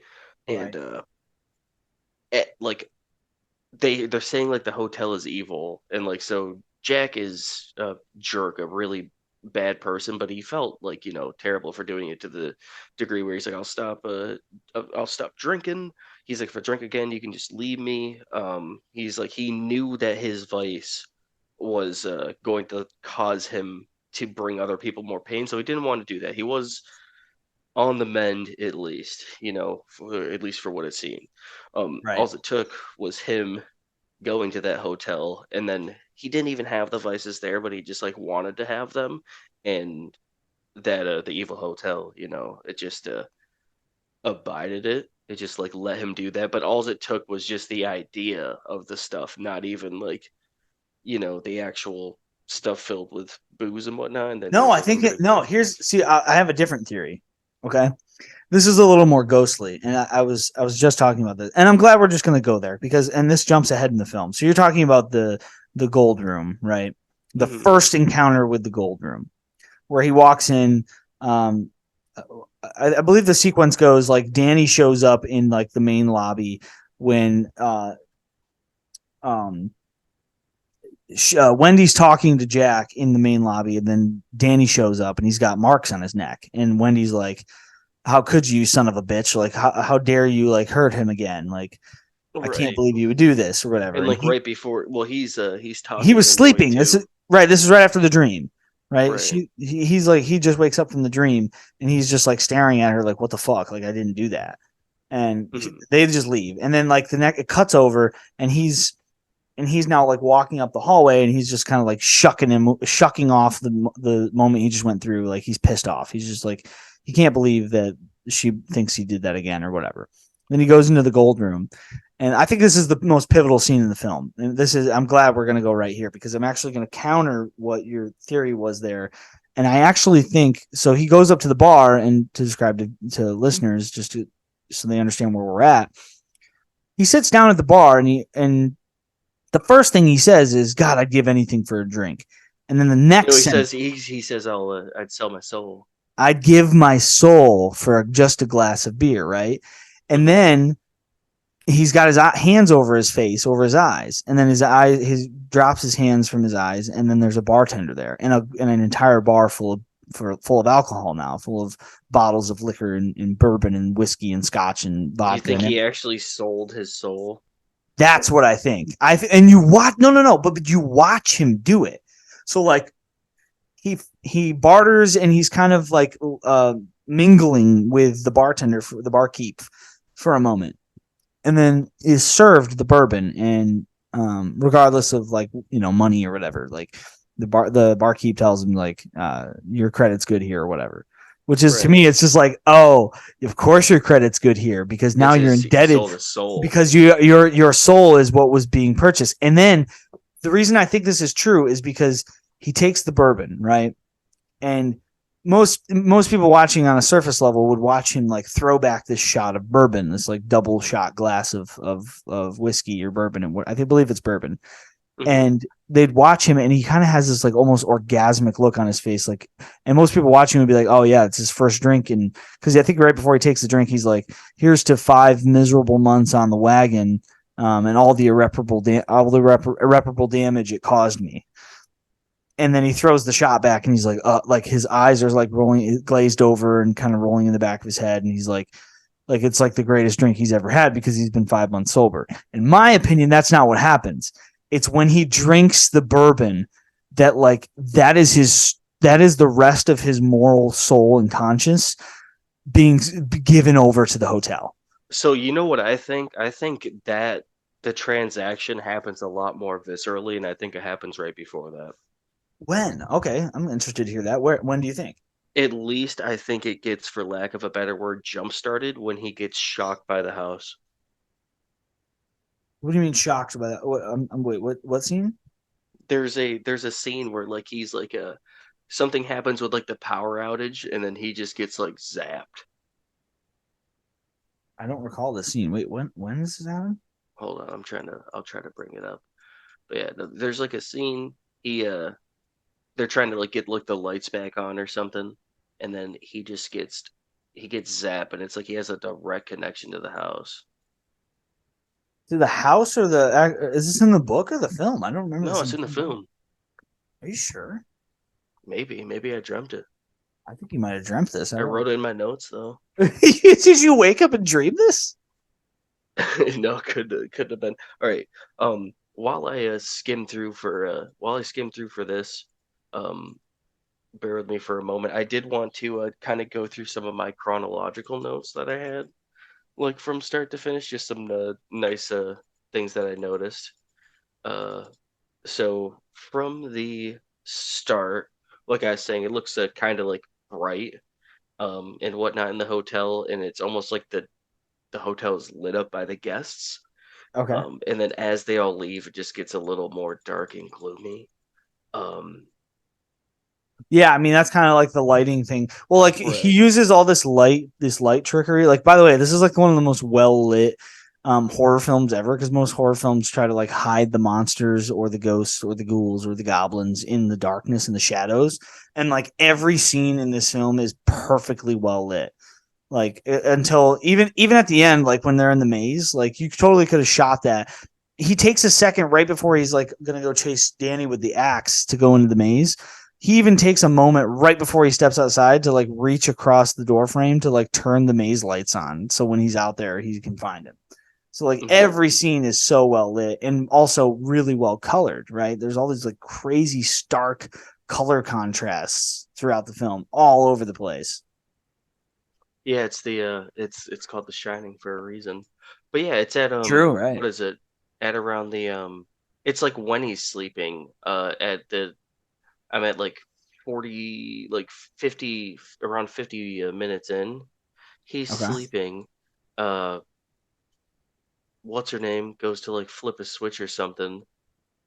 What's he? That's how he passes out. Yeah. It's like danger high voltage as Oh, she's well, checking the she's the one temperature. doing it though, not Yeah, him. so yeah, but he's like doing something. Like he's clearly like he's Well, he's sleeping. He's sleeping at the desk when she's like fucking around in the boiler room, and yeah. she's like And then doing checks on right. all the So panels and everything on the yeah, circuit boards. she turns the danger high voltage on and kicks everything into high gear, and that's when he screams and like has that dream. Like Oh, I it's see. So you're correlating with her messing with the electric system when she's out on the circuit boards. Like I think she's just doing like a basic audit, like that's part of yeah. her duties of the Yeah, of just like resetting it and making sure everything's good. Yeah, But so I you're feel like saying that when that's she hits the certain switch, all of a sudden he starts screaming. I never really correlated it, but yeah, I guess you could be she's just like, right. "Oh, snap." And then he's passed out. Like, so I think it's like he had like a direct connection to the house and it just like sapped him. It was like boom. But the thing is, he has that dream and he's like, "I had a horrible dream." Like, he's That like, "It I was killed you awful." all. All right, that I Yeah, he was disgusted by it. He truly mhm. was. Like, as big of an asshole as he was the whole movie, he is like, "That's something I cannot Horrified. abide." Yeah. Yeah, something I couldn't like abide by. And then you slowly see him like until he gets to the point where I'm not gonna kill you. I'm gonna chop you up into pieces.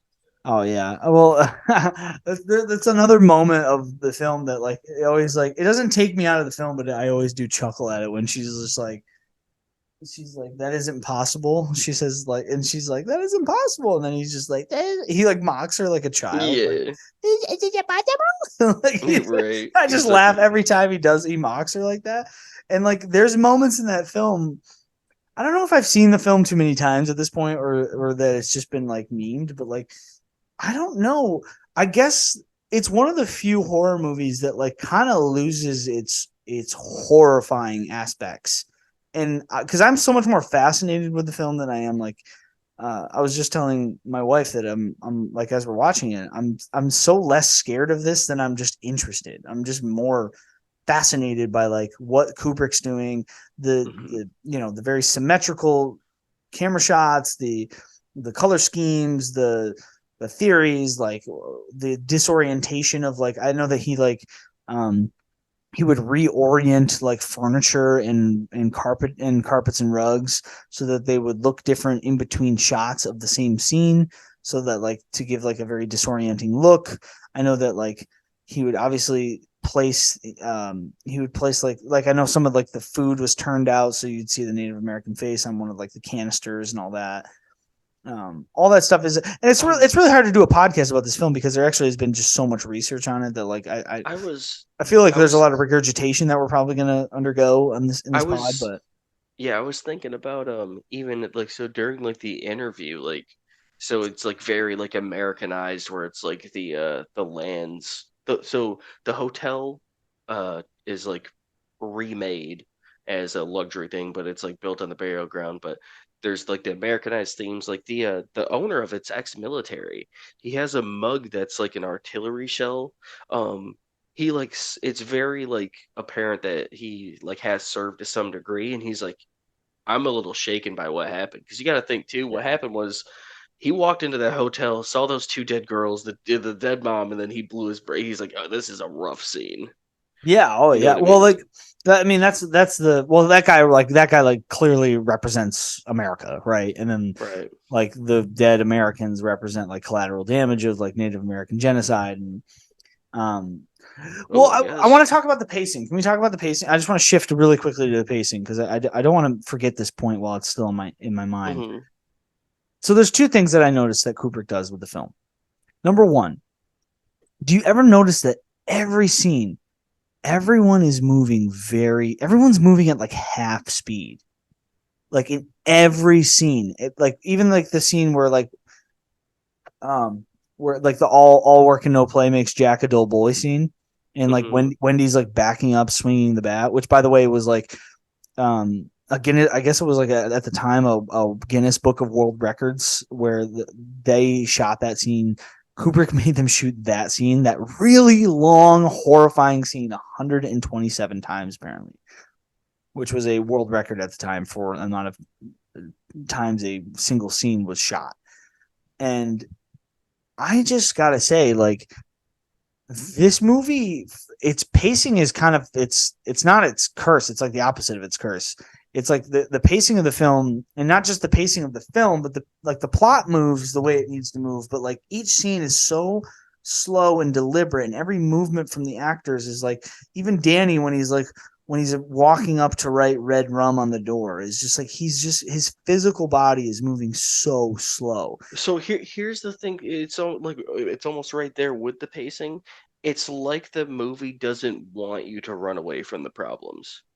Like you're Yeah, it's like slowly like in front of it and like it's creeping and like getting closer, but like the fastest scenes that like you see is like when they are when Danny's being playfully chased by his mom. yeah, like or when he's on the bike, I guess, like which is like we should talk about the Steadicam a little bit and like the introduction to the Steadicam. It had been used in like 3 or 4 films before this, but it was like it's like one of its cinematic history and the way it's shaped. The Steadicam being a like kind of like a utility tool to mount the camera so that it wouldn't shake and move is like almost like a way to keep the camera still, but also move at a fast pace at lower and different angles. Just like this very important piece of like film equipment that made a lot of. I mean, it became a part of the movie story. It still is to this day. It's a very important piece of equipment, and it was most famously used tracking Danny on his tricycle, like coasting through the hotel. But the pacing of the film, speaking back to that, is like honestly the fastest motion in the film is when he's trying to shock you at the end, and like you hear like he'll like really fast zoom in on a scene, on like a scene of violence, like I believe he does that when Dick Halloran, Scatman Crothers, is Hmm. like laying there dead from Jack swinging the axe at him. um they like, and Wendy discovers him, when every time Wendy discovers something, the camera Yeah, just it's like stops.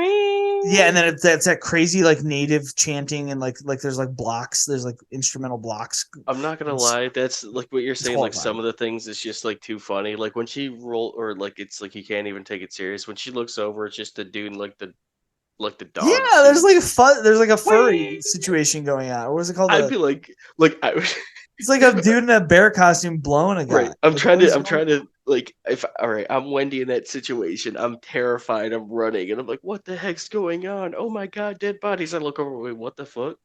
And then I just It's like more and then hold confusion on. than it's fun. Did you also notice? I noticed this time that I watched it that like that dude in his bear costume has like his ass flap down, so his ass is out. Oh, I believe it. It's very Imagine strange. being imagine being typecast for that. I'd be like, yeah, I'll be in your movie, Stanley Kubrick. I'd be like, yo, I read the thing. Never mind, bro. He I'm just not showed doing up. it. He was just like, I brought my bear costume. Ass flaps are missing. I'm ready to go. Set the cameras up. I Yeah, remember no, but seeing the that when I like was younger, and like that scene actually scared the shit out of me because of how fucking bizarre it was. Like, it was so bizarre that whenever that scene would come up, I'd be like, dude, I don't even know what to think. what are they doing? I couldn't understand. It was so strange. Like things like that always used to scare me a little bit more because they were, You knew something was up, yeah, because but like the you very didn't next scene, know something was up. I told Ashley this tonight when we were watching. I actually think one of the best shots in the film is when he turns that entire dining room that she's in. Like she just like turns away and then looks back, and then the entire dining room turns into like a ghost, like a true haunted house. Hmm. Like there's just skeletons everywhere and cobwebs and ancient. And it looks like an abandoned dining hall. Like in the lighting, the way he's got it looks like it's moonlit all of a sudden out Hmm. of nowhere, and it's and she looks like a ghost because that's just like I don't mean to be insulting to Shelley Duvall, and we'll talk about Shelley Duvall in a much more respectable manner when we get to the Kubrick stuff, but like she's very ghostly. She has like very ghostly features. She has like very like thin and long cheeks and like a long face, just like a ghost, and like that scene is like fucking stunning. Like that one little 10-second shot of like boom, she cuts back, boom, she's in a dining hall. It actually reminds me of the dining hall from the first Resident Evil game. I don't know if you ever played that one. There's actually a passageway in the mansion that looks exactly like that room, and it's like holy shit, like probably influenced by this film. Probably. Um, but it's just a stunning shot, and like he does a lot of that stuff. And you ever notice that he also like throughout the film he does this thing where like he does a lot of like he'll start way out with the camera and then slowly pan and zoom in to whatever the centerpiece of the shot is, whether it's Jack or Danny or uh, whatever it is that he'll Yeah, start like when way out and then start slowly zooming in, or he'll do the opposite, the inverse of that, where he'll start really close shot and then slowly drag the camera back. And it's just like everything is doing that. He's like the master of like this slow zoom in or out of a scene that is just so stark, and it just grabs you. It forces you to pay attention because like the camera's moving and revealing shit. Right. Like it's either so far out that it's too out of focus and you want to see what he's going to zoom in on, or it's the opposite where he's so zoomed in that like as he's backing away from what he's zoomed in on, it's gonna like the Dick Halloran shit when he's laying in his bed and there's just like it's on his eyes and then he slowly backs away and there's a naked lady on the painting above him. hmm Like it's just every time he's zooming, it's the zoom reveals a bunch of shit that's not in the shot. So right, like it like kind when of go he's ahead. he's zooming into the maze when he's looking at the overview of Bro, it, I and then still don't know he's how the fuck he made that shot. I have no idea how he did that. Because it's not really the maze. It's the right. like he's zooming in on the actual model, right? The maze model. But you actually see Jack and I'm sorry, Danny and Wendy like roaming in the centerpiece, which is must be the real maze. That is the most mesmerizing thing I've ever seen. That like overshot of the labyrinth, and I think it's brilliant, and it's so fucking artistic just on its own. But like the fact that like I just cannot figure out exactly how he made the model integrate with like reality, the actual maze. It's Hmm. just baffling. And this is what makes Kubrick so fun to talk about because he does a lot of shit like this. It's just very like mesmerizing and pretty unbelievable. I guess um I just want to hit a couple of like interesting points of trivia. Like Kubrick's influences, obviously, he was influenced by Eraserhead, by David Lynch in terms of like tone, which I actually totally get. I've seen Eraserhead once. Not I'm not a huge fan of it, but it is kind of it's very shocking and very like ominous and very slow and like the same kind of sense of like it kind of evokes dread, right? Is that the word? Is it the right word? Is it? Do you have a better word to describe like what emotions this movie is like kind of grasping at? Um, I guess no, yeah. There's a sense of impeding doom for Danny. Yeah, for sure. Especially the way it culminates at the end, them chasing him through the maze. Let's talk performances. Let's talk a little bit about the acting. So like, does Nicholson? I mean, I'd be amazed if you thought that his performance was weak or you thought there were flaws in it. I mean, what do you think? I want to hear what you have to say about Nicholson, and um, if you think what I think, and that it's an unbelievable performance and genuinely brilliant. He You did know, he did really good because I hated him. yeah, oh right, yeah, like which is what he's going for. Um, Right. yeah, but he does a lot of weird things, and Jesus, does he look fucking evil? How does he He do that? does. Like you're talking about a guy who was probably one of the biggest movie stars in the world at the time, and he was like obviously very like he's a handsome fucking guy in the '70s. Like when he was in Chinatown and fucking Five Easy Pieces and Easy Rider, when he's in all these like counterculture films from the 10 years prior, like this dude's like he's a stud, man. um but this is just not that. This guy looks genuinely disturbed in like Yeah, a he way looks that disheveled. I don't know that I've ever seen an actor look as disturbed as he looks in this film, or I've never seen a movie star of his stature look this like truly evil. Like between like obviously you've got the Kubrick stare, which is when he's wearing like the green turtleneck. Like Hmm. Kubrick does this in all of his films, or almost all of them, where like the camera slowly zooms in on one of his characters staring dead-eyed into the camera, which is very like important aspect or attribute of like Kubrick filmmaking. I got a question for you though. I was asking Ashley this. She didn't agree with me this on this one, so I'm curious what you think. I don't know why, but as I was watching Nicholson perform, did you get DiCaprio vibes from a young Jack Nicholson? I Is didn't. that just me, or do Just they? you. It really it must be because Ashley disagreed. I think they Yeah. look alike. Yeah, I mean, I get a little bit. They've got like mannerisms that remind me of one another. Um, Maybe it's from seeing them in The Departed. I don't know. I'm willing to be. I'm willing to be. If I'm wrong, I'm open to it. But I don't know. That's Mm. just the vibe I get. Um, Go One ahead. thing I wanted to Take us yeah, places. yeah. So I just wanted to circle back real quick to some of the stuff that happened in the beginning. Sure. Um, I think at least in my head canon, I think the girls might have had the shine. Ooh, that's a theory. Okay. Well, I think I they're want to. like, Can I drop a little bit of like this is actually a flaw with the film in my opinion. mm, The girls are always referred to as the twins, hmm. not twins. They're revealed in the beginning of Oh, the film with a conversation with the hotel manager that they were 8 and 10 years old, so not oh, twins. But actually think that's a bit of a flaw in the writing because he definitely presents them as twins, and the two actresses are very clearly twins. I mean, they're dressed right. exactly alike, which means that Kubrick interprets them as twins, but they also are very clearly identical twins. Um, but not according to the script. Yeah, I think they had a bit of Small the flaw. shine. Interesting. What Um, makes you think that? I think it might just be like their imprint, like because they said like, oh, like some places will have like the imprint, and it's just that. But they seemed like ambulatory, like they're like, yo, Danny, like come join us, like we'll just hang out here all the time, we'll be chill. Like he could Yeah, they do had a it, big interest in Danny for if they were right? interested in shining with someone, he was the guy that they were going for. They wanted to go talk to Danny. And also, Right, how would Danny? Well, if they were just ghosts, I think they would have been seen by any but one of the other characters, but they weren't. They were only seen by Danny. right. I So you mean, might be onto something. I bet his mom would have seen him towards the end.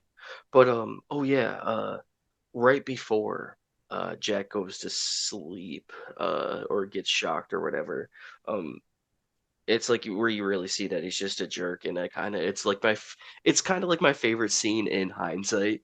Um Where he it's tells where her to get she the fuck out. yeah, he's like, get out when you see me in here typing or not typing, I'm working. Whatever the fuck So you see me in here doing. yeah, he's blaming her for his other problems, like another good movie. But the other movie nails it home like a lot more. So like the sole point of it, it's like a Banshees of Inisherin.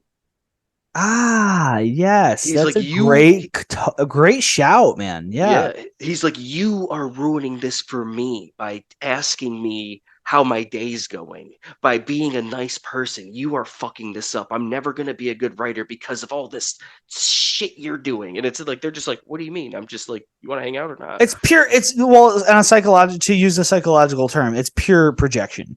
It's all it is. It's just a projection of like his insecurities. But like for me, with the Jack character, it's almost more that he's just,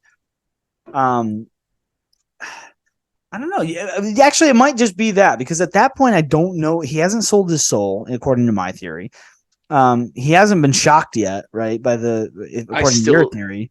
So he might just be a dick. You might be right. He might just be purely a dick in his bones. But here's why it's kind of my favorite scene in hindsight, because I think while he is like he hasn't been shocked, he's not fully going through like the whole stuff or hasn't had the dream yet. I think he still is just going through that writer's block and that malaise.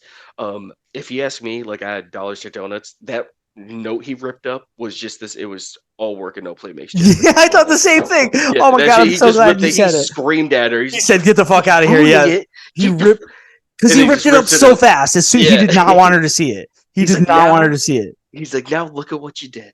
Look at what you've done. You made me had to throw this away. Dicking around. Yeah, you see me fucking.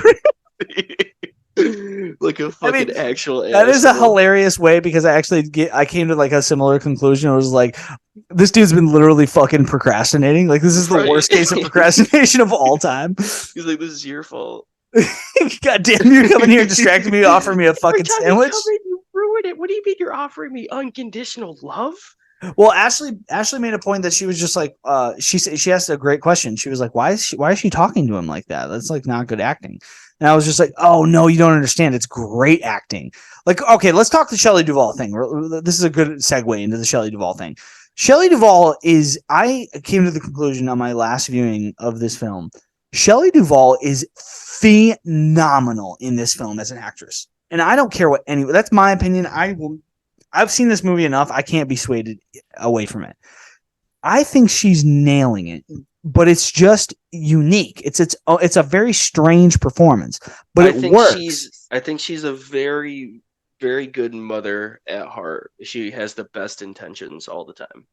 Yeah, exactly. And Ashley was asking me, she was like, why is she talking to him that way? Because she's just like, hey, hon, well, okay, well, once you're done, I can come down and bring you a couple of sandwiches. And she's like very smiley and very agreeable and like very submissive. And like, I know Kubrick had like, this is the other problem is like, or not Kubrick, but Stephen King had a problem with, I guess in the book, I don't really recall this being the truth, but like, I'll take his word for it. It's been a long time since I read it. But according to him, the Wendy character is like much stronger, not like just this like sloppy mess. Like according to him, he didn't like that Wendy was just like a useless pushover. Yeah, it was useless and basically just like blubbering around, like screaming and crying like an average horror film. Well, so here's the thing. That's bullshit. She's strong, man. She's a strong character. I think me too, because here's the thing. Like when push comes to shove, it's just her and her son there. If she was worried about her husband like doing something to them, they are hours away from help from anyone. What are you going to do? She's distressed. Listen, yes, she's distressed, but at the end of the day, she embarrassed that fool. Bro, she embarrassed him. Think about this. He was getting fucking ragged on by Grady at the end. He was like, well, if you can't, because remember Grady is in like the food pantry talking to him from the other side of the door, being like, if you can't handle this, maybe we should. Like, maybe, like, are you going to take care of this? And he's just basically ragging on Jack Torrance, being like, you're not taking care of this business. Like maybe she's stronger than we thought. And he's like, don't worry, I'll take care of it. And he doesn't. She gets the better of him and wins. She gets in the snowcat, fires that thing up, and he freezes to death and she wins. Like this interpretation from Stephen King. And I know that it's hard to argue with the guy who wrote the novel, but like the interpretation that Wendy is a weak character in the film, I think is bullshit. It's only embodied like if you're watching on a surface level and you're just like, oh yeah, she's crying a lot and like kind of like exasperated and very like, you know, distraught, which like, okay, it's okay for the woman to be distraught. But by the way, she whacks him in the head with the baseball bat, knocks him unconscious, then drags his lifeless 200-pound body into a food pantry. I think Wendy's like one of the first people in like not one of the first people, but like one of the few times in a horror film where you're like, yes, why not that? Yeah, that Just was a do great idea. that. Yeah, you're like, Well, not just. hang on. No, I disagree. I brought this up to Ashley when I was watching it just this past time. You should just kill him. No, don't just kill him. Why would you lock him in the food pantry, bro? You're not going to live. You can't live without the food. You need the If food. you can, you know how long it takes for you to die from starvation? It doesn't matter. They could have been snowed in that place for months. But either way, there's any other room. You could drag him into any other room. Because here's the thing: I'm wagering that they die from hypothermia before I die from starvation. Why would they die from hypothermia? They have the guy in the freezer. Oh no, he's not in the freezer. He's in a dry food pantry. It's not cold. Yeah, it's cold. No, it's not. It's not cold. That's not the freezer. I'm telling you, if you look at when he gets up. Oh yeah, no, you're because there's nothing but dry canned foods all around him. It's just a dry food pantry. You're right. And that's where all the food is. And like, why would you lock the maniac murderer in the food pantry? Like now you're fucked because you can't get any food. You could drag him into any room. You could call someone though as he's locked in there. Oh, but that's the thing too. You said something earlier about the pacing. I love how in the beginning they're like, this is going to be a horror movie. They are isolated and they're like, food's not going to be an issue. They're like, it's not one of those things. Oh man, bro, there's nothing straight up. There is nothing like listening to Scatman Crothers just rip off that entire list of food when he's like when he's talking to Dan. You like ice cream, Doc? Like when he's just going off. He's just like, hey, yo, like how'd you fucking do that with your brain?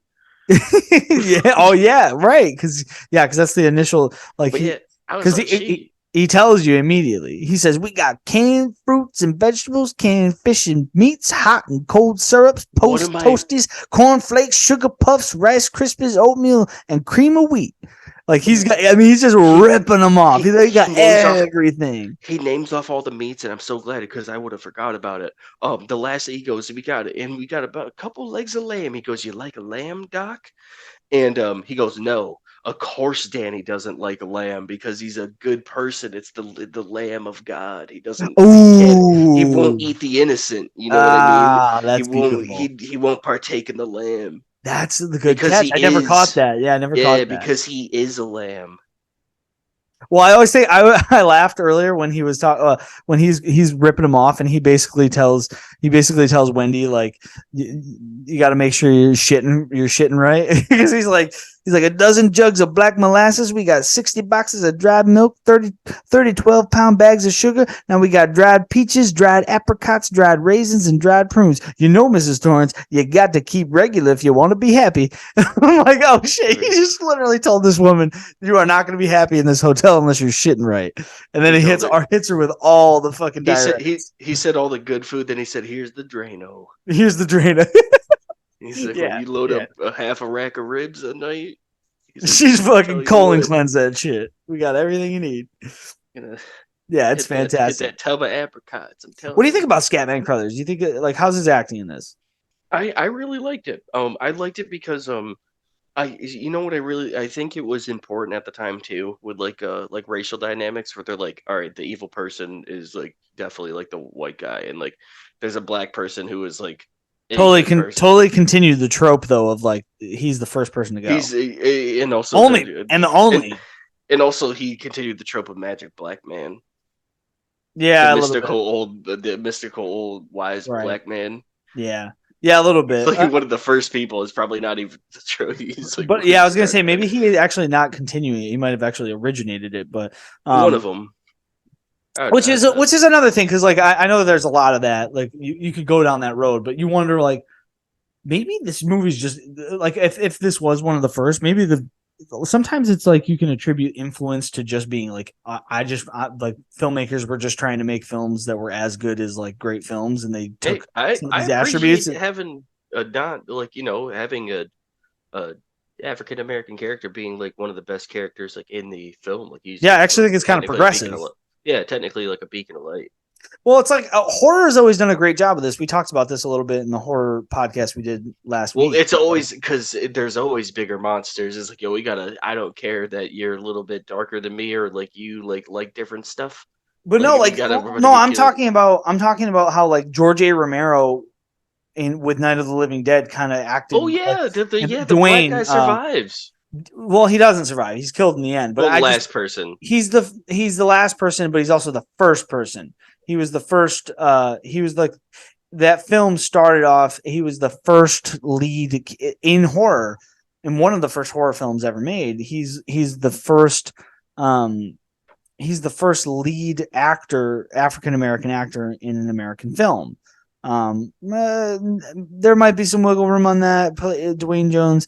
Hold on, maybe I can find it really quickly. I'm okay. His role in the 1968 film Night of the Living Dead marked the first time an African American actor was cast as the star and hero of a horror film, and one of the first times in American cinema where an important role was given to a black actor when the script did not explicitly call for one. So this was a conscious choice by George A. Romero, and like, so that's kind of where I think that kind of thing started, and that's why horror's kind of cool. Like, horror's got a place for this. And I know people will always kind of shit on horror because they're like, oh well, the black guy always dies first, or the black characters don't tend to survive in horror films. Shit, It's like, at least they got him. Look at a fucking Tim Burton film. Damn. yeah, exactly. You watch Tim Burton, there's no black people in anything. Right. Whereas, like, at least like you watch Scream, the Scream series, there's a lot of black people in not the first one, but the second one's like there's a bunch of black characters in those horror movies. And I would tend to say that the thing about it is, like,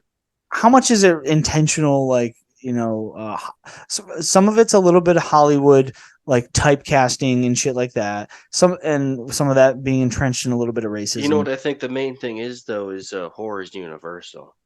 Yeah, exactly. And like that's why Get Out was such an important film for this genre, because it was just like it like did everything. It did all. It like kind of like shook up everything. It like took the snow globe and like shook it up really, really, really hard, and was like, oh shit! Like, I'm not only gonna make a film that centers around a black central character, but I'm also gonna like include all the sociocultural stuff that's like influences black fear in America. Which is why Get Out's is like such a brilliant film. But anyway, let's circle back to The Shining before we get too far into the weeds on that kind of stuff.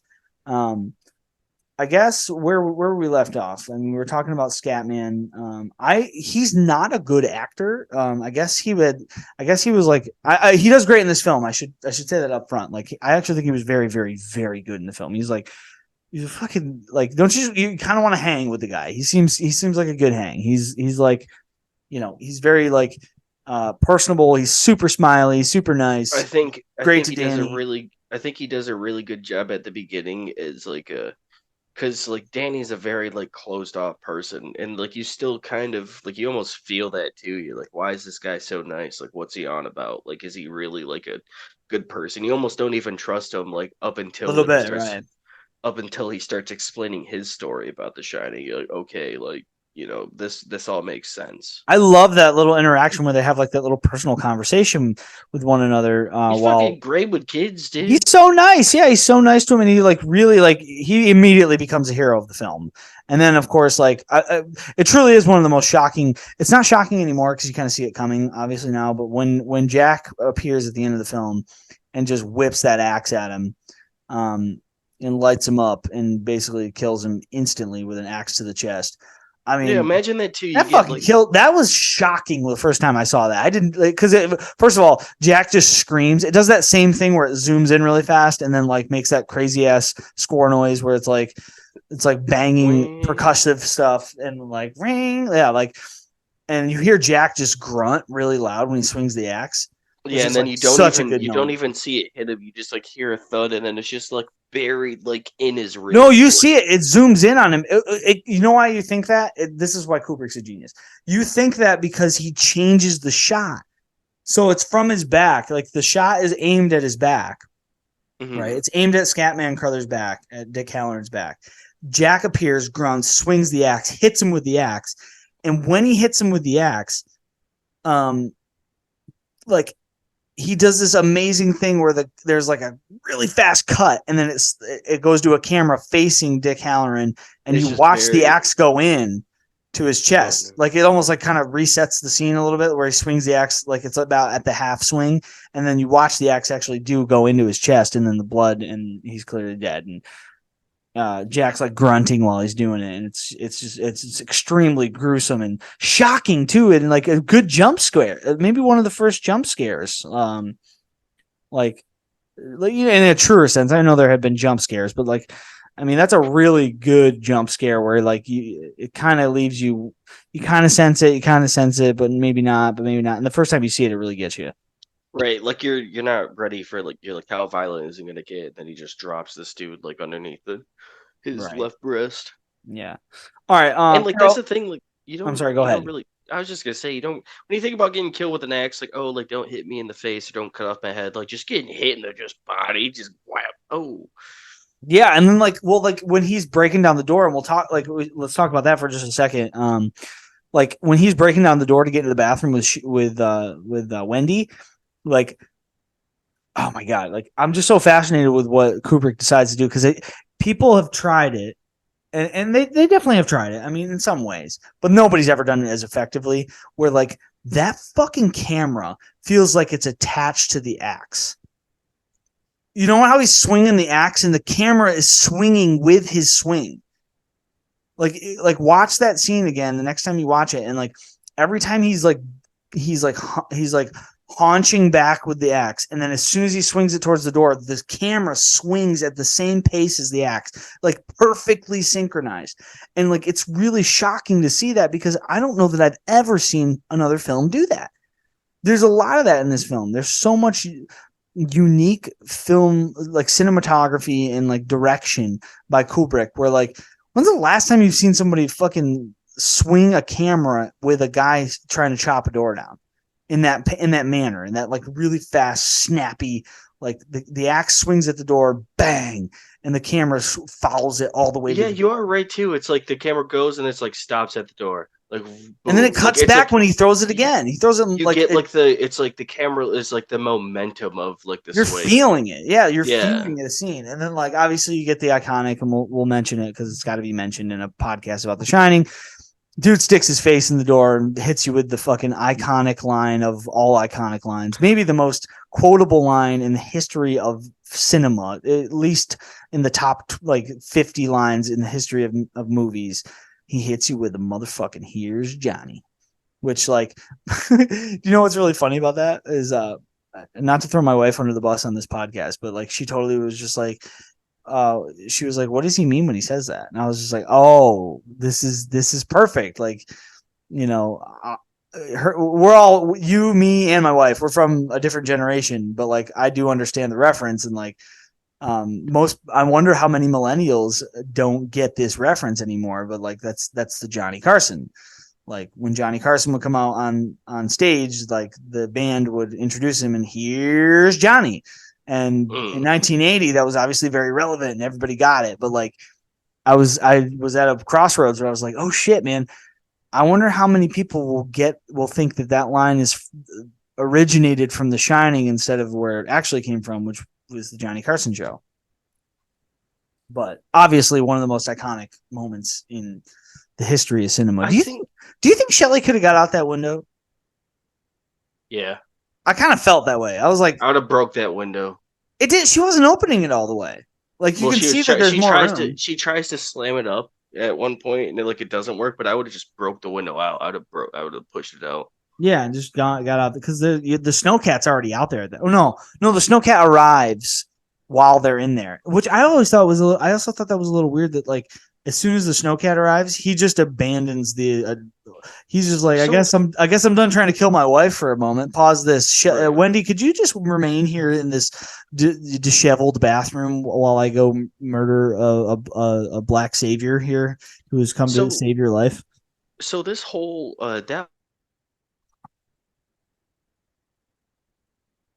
I think I think I lost you, Errol. Are you muted?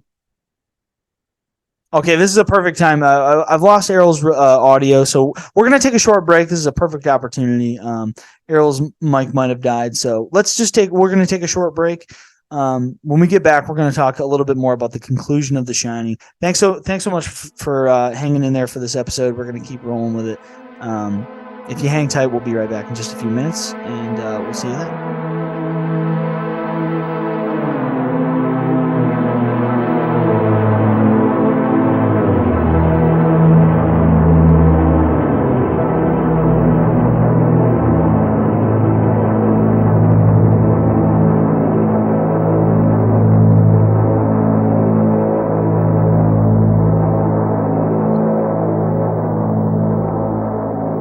right, welcome back, folks. That was a short break. We were kind of due for one anyway. We had a couple of little technical difficulties on Errol's side that we're all cleaned up on. Um, Picking back up where we left off, we were talking about we're kind of at the conclusion of the film. We talked a lot about. We haven't really talked so much about the plot in chronological order, but we've really hit a lot of the big notes in relation to the production and the direction and the camera angles and the shots and the music and the coloring and all that stuff. Where we were talking about Errol, you were just mentioning. I was asking you if you thought that Wendy could have fit through the window. So Jack kind of chopping down the door. She scoots Danny out the window, and he kind of goes sliding down the snowbank. And I was saying that, like, the way that I was looking at Wendy in the window frame, where she's kind of like half out of the window already, I honestly feel like she could have squeezed out. I think she could have got out. I think so too. She actually she does make an earnest attempt to slam up the window, and it does seem like it's stuck. But I would just maybe ice. I would have just broke it. I would have pushed it forward. I would have been out that bitch. Granted, he could have came out too, but like, have fun coming out with the axe. Slide it down here. Yeah, and chuck it over the maze. Oh my god! What about that acting too? I was gonna say the acting when Jack so like he's kind of he's like coming to in the food pantry, and he kind of gets up, right?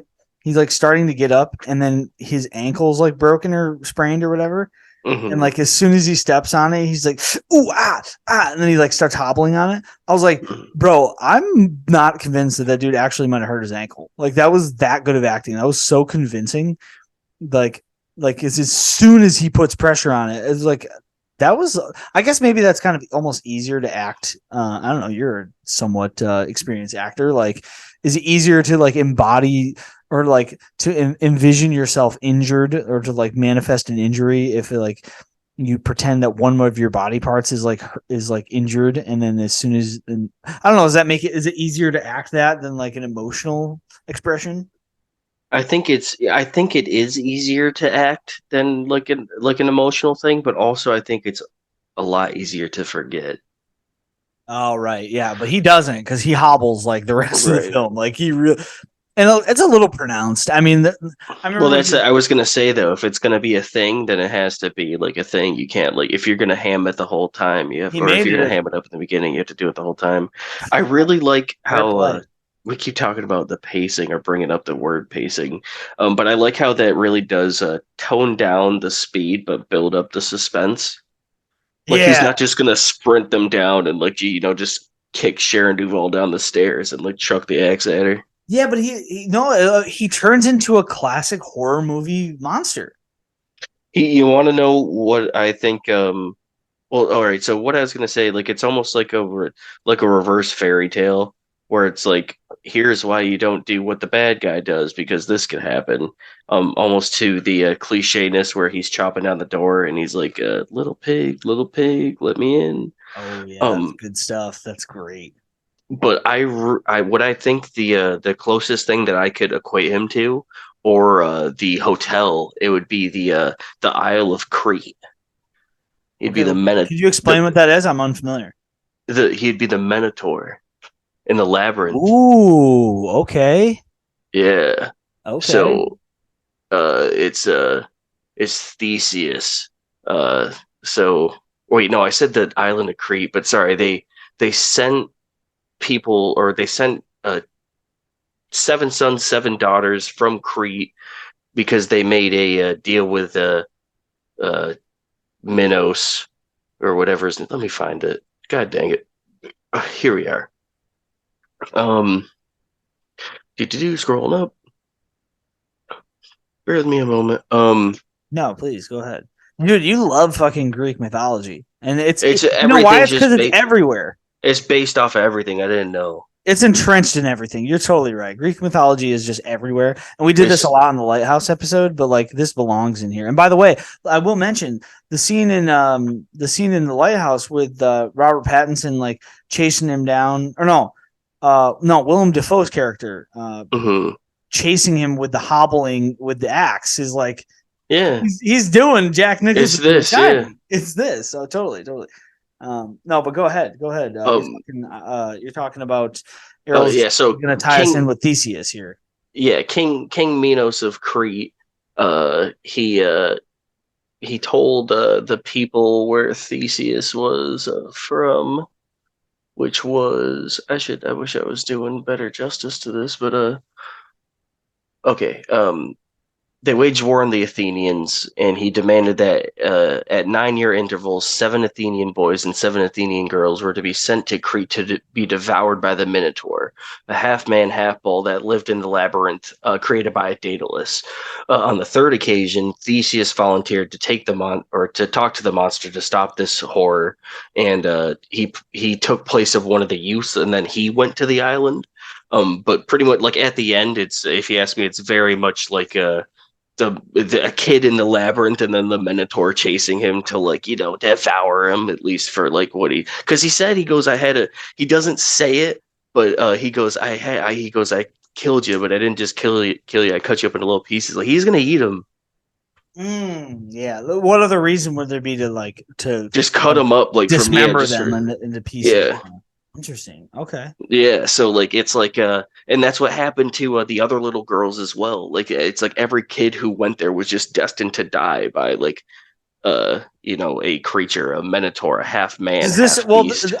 So like I'm gonna extend this into the theory. There is a theory about the film that the Overlook Hotel, which Overlook is actually really like an ironic name, and it actually kind of plays a little bit into this theory of that it represents, because it like while it was built on an Indian burial ground, and like there's a lot of symbolism as to where it was built. It built at elevation.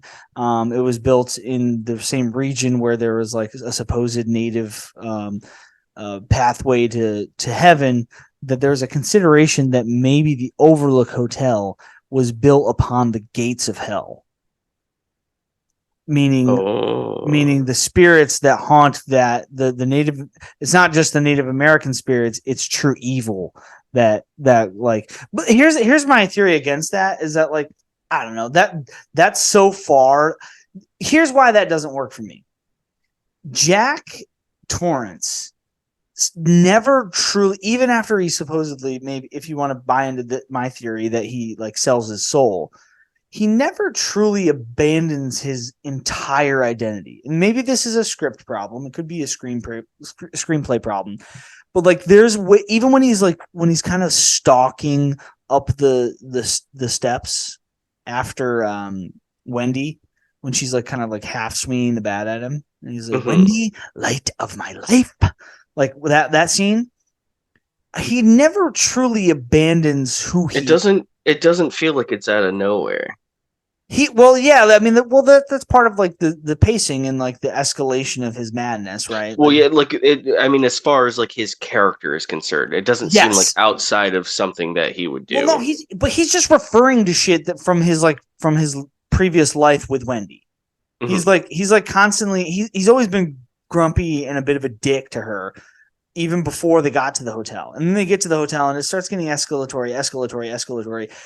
But the reason that I don't buy the gates of hell thing is that like, okay, if he was truly just go all the way if you're going to do that, because I'm not buying that. Like, if he had been if he sold his soul and he was now possessed by a true demon of hell, like that, he would just be like still negotiating with like the trivial bullshit from his like, domestic life with Wendy, like he was doing in that scene. Like, he's just like, do you not understand my responsibilities at this hotel, my employers? Like, he wouldn't be talking about that shit. That's too grounded for a demon possession moment, right? Like, I just don't buy that. I think that... Well, maybe he's still trying to, like, justify it. Well, I think that... Well, yeah, I guess, like, there's, like, the idea that, like, maybe the devil is in the details, as they say, as how the frame goes, which meaning that, like, the devil's not going to present itself in like a very ominous way. It's in the spaces between or whatever. Right. But from my perspective, it's more like, I think when he sold his soul, he sold his conscience, like his conscience, the part he sold his soul of morality, right? Like, he's just like, he's abandoned his principles, and like, he's slowly, and it's a process too, because like, he's not immediately murderous, right? Like, he has to have a few conversations with Delbert Grady before he truly is like committed to murder. to murder his family. Like it doesn't happen like immediately. It's like kind of like this very slow slip into madness. And I don't. You tell me, does this play into the Greek mythology of Theseus? Not really, because there's not necessarily like a hero. I mean, I guess you could It's kind just of, it's just like all Greek mythology though. It's like yeah, strewn about, yeah. which I think is about right. And there's some Aphrodite shit in there too, for sure. That I've noticed. But like for me, it's like Greek mythology.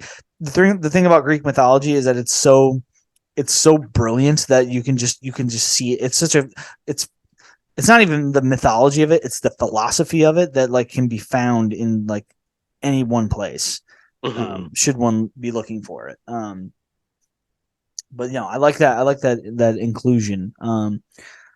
Well, okay, where do we go from here, Errol? Where do you want to take this thing? Yeah, it's right around the end. Jack gets his soul exactly how he likes his bourbon, and that's on ice. And Ooh, then they beauty. make it out. Yeah, nice. The bar he goes, "I'll sell my soul for a beer," and then he's like, For "What a do you glass want?" of beer. He goes, "I got bourbon. How do you want it?" He goes, and he's probably like asking him about his soul, and then he's like, "I'll have it on ice," and he's like, "Whatever you say, boss." I got you. Just Say like the less, inevitability. right? No, that's great.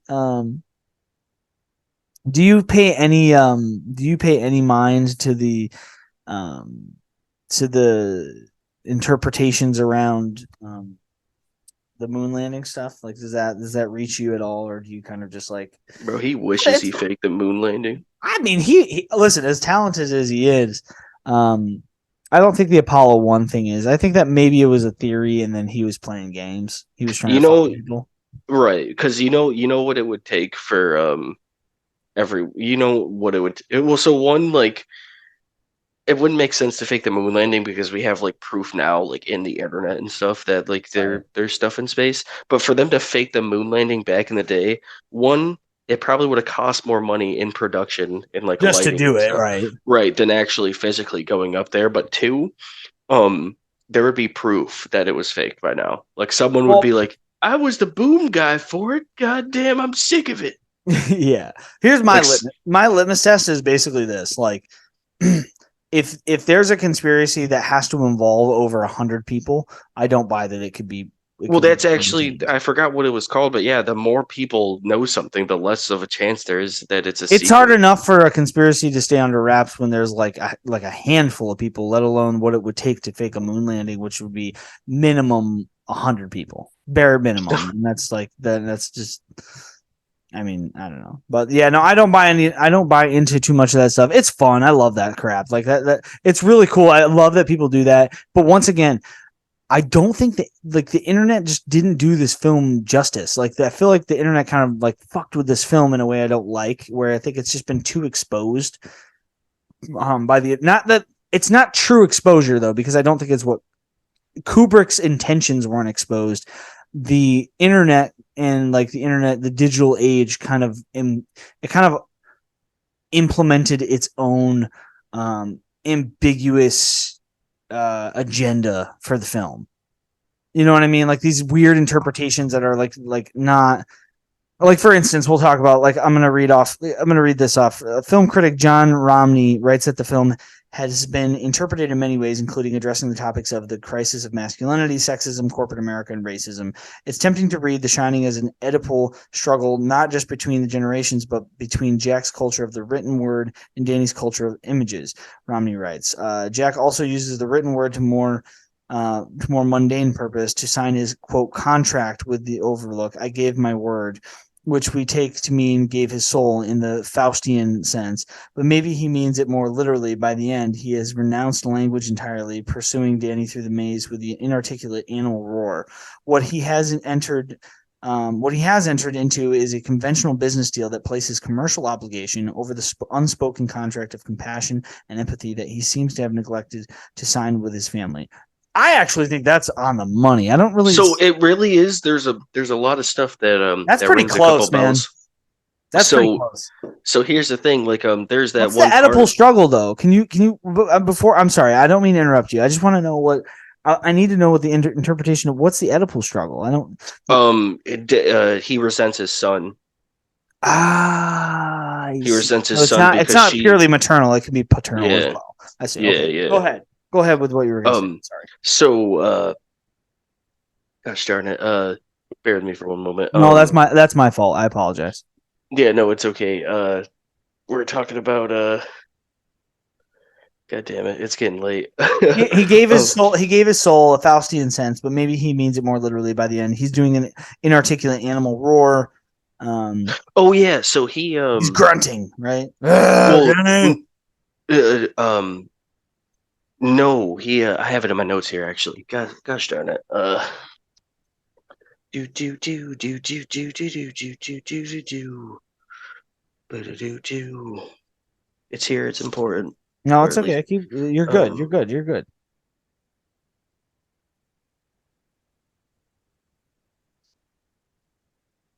Dead air. No, I know. I'm Dang it. kidding. No, it's fine.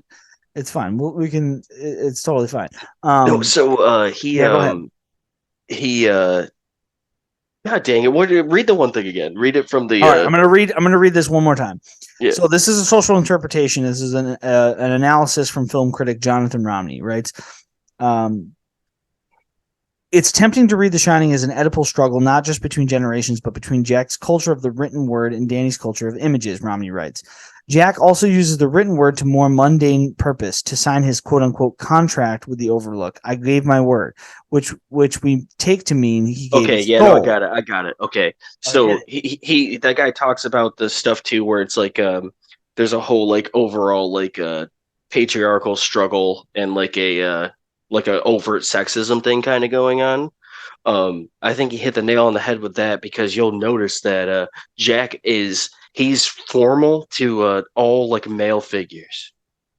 Oh yeah, especially like Delbert Grady spills the drink on him, and if Wendy like you get a sense that like he's like perfectly pleasant with him after getting a drink spilled on It's him. Where like any guy like you know they all get yep, and then women and children, he's like you little, yeah, you he's know what I pissed mean? off. But the only, in fairness, the only people he interacts with are his family, is his wife and his son. So like you don't really see him interact with other children or other women enough to like interpret that. So I don't really. I'm not going with that in full, but I do see it there. Yes. And then It's meant to represent. Continue the one thing. There's a one more Okay. thing I had. He gave his soul in the Faustian sense, but maybe he means in the more literal. It means it more literally. By the end, he has renounced language entirely, pursuing Danny through the maze with an inarticulate animal roar. What he has entered into is a conventional business deal that places commercial obligation over the unspoken contract of compassion and empathy that he seems to have neglected to sign with his family. Yeah, no, that's I think and that's now that I'm kind of rereading that, he's starting to lose me there towards the end. Like a commercial what obligation. is I don't know that he's not commercially obligated to. So like he's kind of conflicting it with like, oh, he's more interested in like the responsibilities bestowed upon him to his employer and like the accomplishments of like writing over like the compassion and empathy he should have for his family, which is supposed to be an unspoken contract of compassion. right. I don't know So that you know applies. what he does? He offers that to the hotel. Um, he time and time again. The main time is right when she comes downstairs and she's like, "You choked him out again, you bastard! Oh, You the did son of a it!" bitch. Right. Yeah, you son of a bitch, you did it. And then he's like, "What the heck did I do?" And then she comes down. She's like, "Oh my God, I'm so sorry. It was a girl in the room.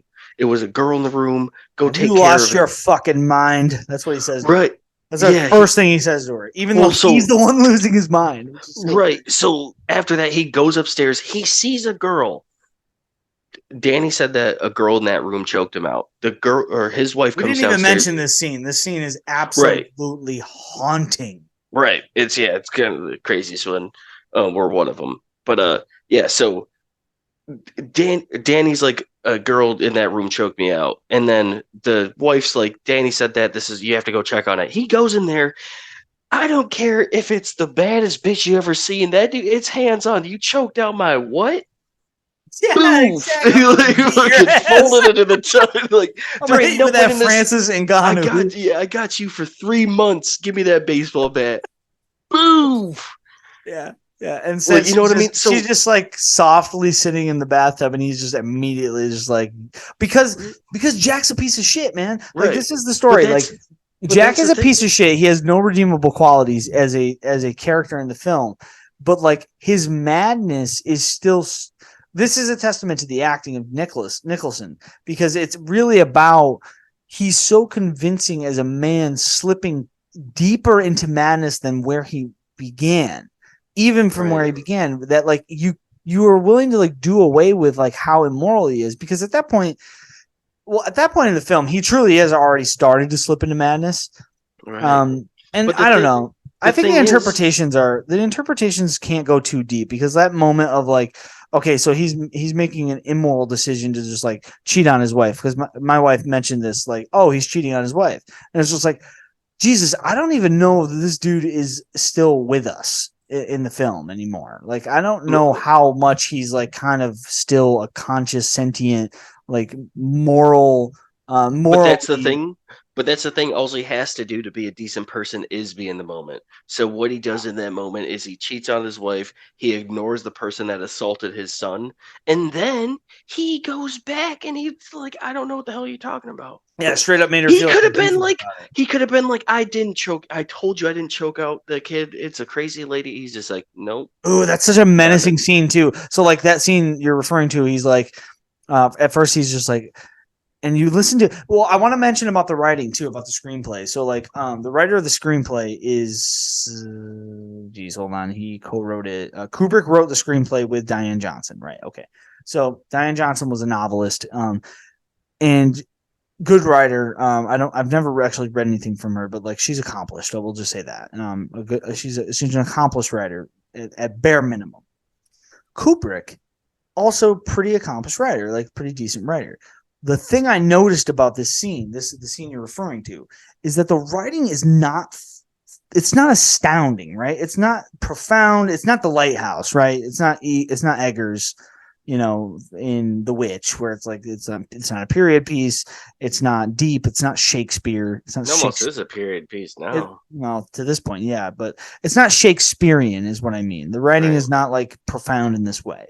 It's very, and I noticed this in this scene because I'm just like, I know that I remembered what the next line was going to be when Danny said, or when Wendy says to him, "Well, who did this to him?" or something like that, and he was just like, and you just watch him do all the acting, because there's not much. He has one line to say, and it's like a very obvious line. I think he did it to himself, but he has to say it in this way. He has to like kind of act with his eyebrows a little bit, and he does such a brilliant job of doing this because this is Nicholson. Right, where he's like trying to convince her. Right. But I Like, noticed this throughout the film, though, is that like throughout the film, everyone is speaking.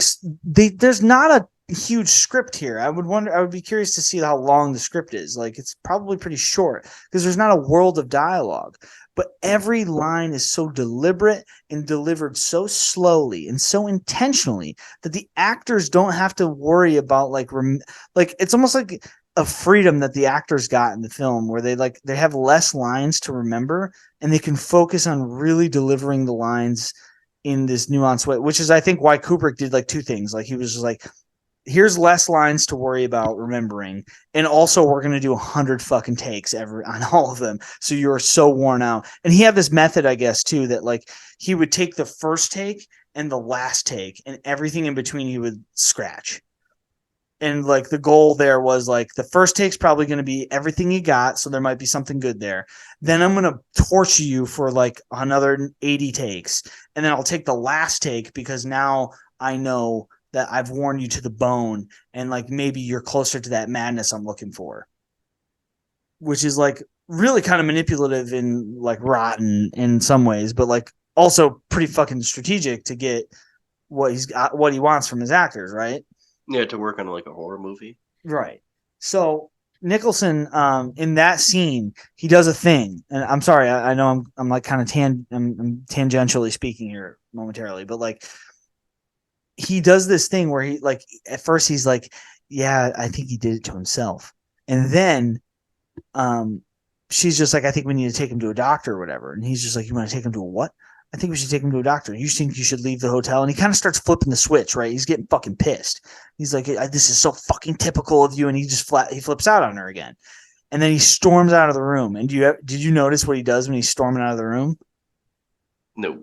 That motherfucker looks right into the camera.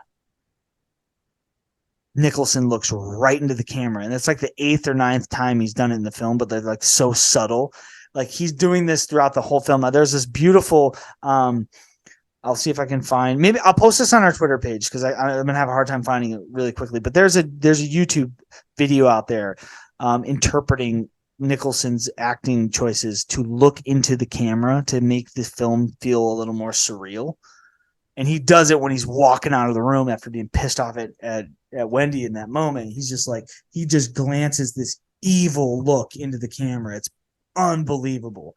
And he does this multiple times throughout the film because it's like the film is surreal and it's absurdist in this way that it works really well for the fourth wall to kind of be broken now and again. And I think he does it in that scene specifically, right?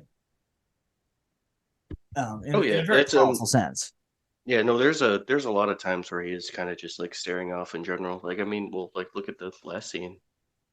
Yeah, which by the way, let's go to the conclusion because we've talked the movie quite at length at this point. But like, there's the scene. I have a problem with the scene where they cut to him frozen, which is a very popular meme now. Obviously, you see it all over the internet. It's all over Reddit and Twitter. I think he should have cut it. Do you agree, or do you think that like helped with the lore of the film? I like it. I do not. I mean, I like it. I wish it was like separate. I wish it was like I don't want it in the film. I wish he had pulled it from the film. I wish he had like kept the shot, released the shot publicly 10 years later. But I really, it's too funny now. It became so, I don't know what the term you want. It became such a meme in the internet sphere that like it's only one shot too. You could totally do away with it. It wouldn't matter. I don't even think it would affect. I mean, it's definitive that he froze to death, and that's about it. I feel like after they did all that makeup, they're like, we can't not put it in there. Yeah, you might be right, but I just wish it wasn't in there. I thought it was too funny. It's too silly.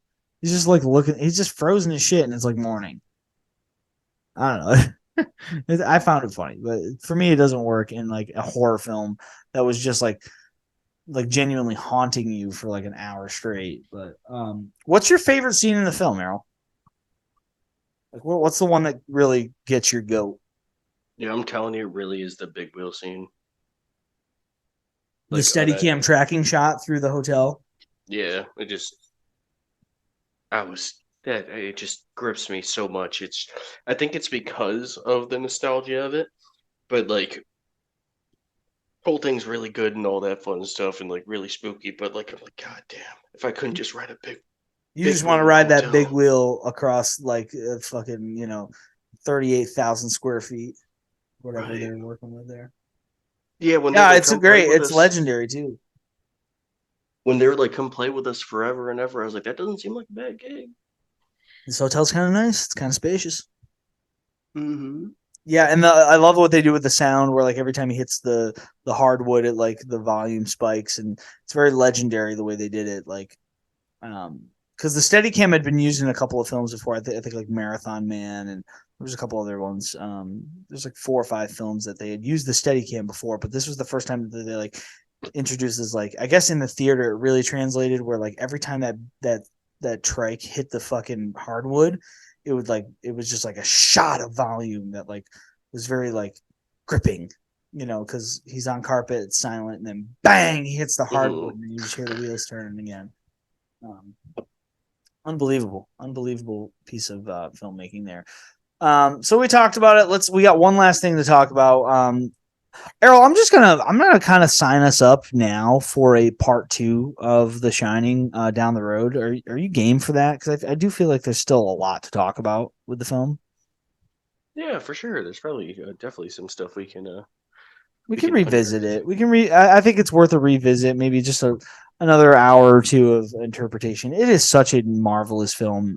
But we've got one last scene to talk about. Erroll, why don't you give me your impressions and fill me in on how you feel about the photograph closing out the film, like your interpretations of it.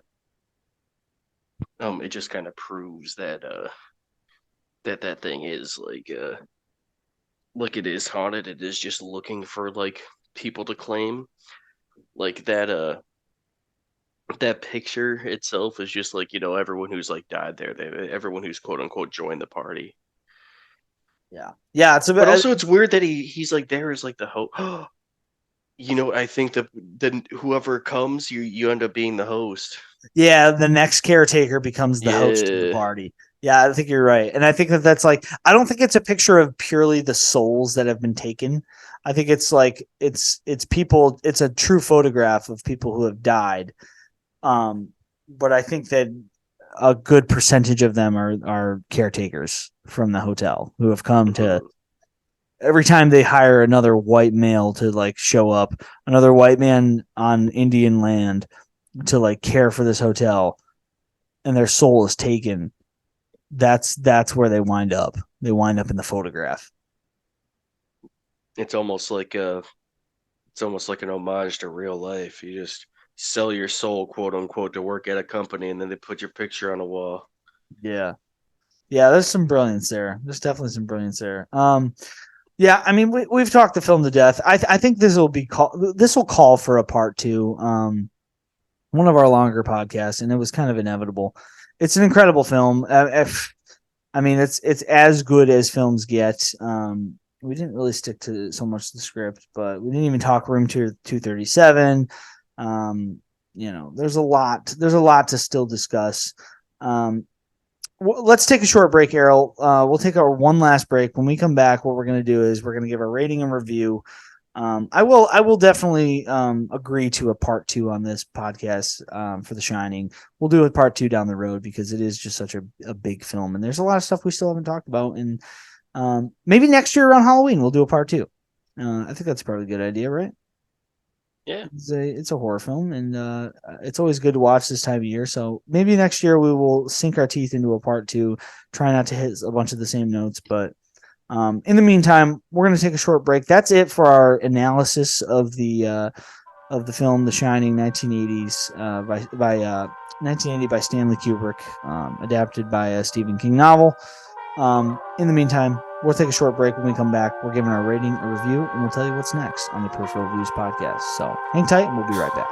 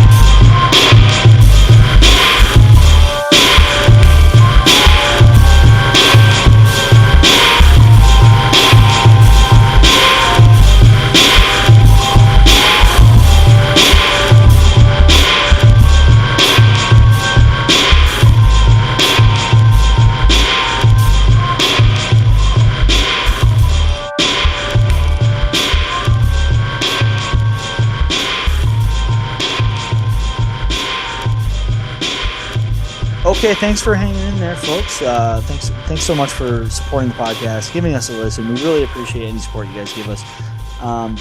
We're gonna do a quick rating for the film. This is what we do for film and music. Whenever we do an album, whenever we do a film, we capstone it with a rating out of 10. Give a quick little review of the film, how we feel about the film, and this is just how we close things out. And then once we're done with that, we're going to tell you what's coming next on the Peripheral Views podcast. So first and foremost, thank you guys again for listening. Let's dive in. Errol, why don't you kick us off with a short little review of the film and your thoughts on the film, what it means to you? give us a big fat rating out of 10, and we will close this thing out. Short little like review. Yeah, what do you think? Like, what does the film mean to you in terms of, how often do you watch it? Like, just give us a It's a summary of your I opinion of watch the it every film. now and again. I really like it. As far as horror films, it does a really good job striking the ups. So I like horror films that take place in the winter because of upstate New York, that usually falls right around like fall. Like it'll snow here too, so it's Such easy a to good like point, dude. Such a good right point. easy to like get into the mood there. Also, what this does, fucking, you know what I realized was big in the '80s? Snow cats. You got the snow cat in The Shining. Yeah, you're right, man. You got the snow Between cat this in and the the thing, fucking in the yeah, thing. man. There's always just a fucking snow cat there to save the day. That's I all was you so need. well. Just as a side note, and I know we're trying to close this thing out, but I wanted to say I watched an interview with John Carpenter on. He was just on Stephen Colbert a couple nights ago, Oh, and Stephen Colbert was just like, "You made all these great films. You made Halloween. You made Escape from New York. Yada yada." And Stephen Colbert was like, "I got to tell you, the best film you ever made. It's probably my favorite film of all time. It's The Thing." And I was just like, "Yes, man! I want that film needs a resurgence, and that's another one we'll revisit because The Thing really is." It was getting some clout on the freaking late night circuit, which was cool. But anyway, I'm sorry to interrupt. Go ahead, continue where you're at. but yeah, no, I really like it for that. I don't like it as much as The Thing. I think The Thing is definitely scarier. Um, I like it as I like it as a look into how a so it is pretty like mystical and all that fun stuff, but I think it is a nice look at how someone who is on the edge of like doing something can be pushed into like doing more, like just by like a little bit of like cabin fever and like their vices and whatnot, and then just a devil on their shoulder. Okay. And it's almost like I like it, and not like as a warning per se, but like I said, it's almost like a reverse fairy tale. Yeah, yeah, that's a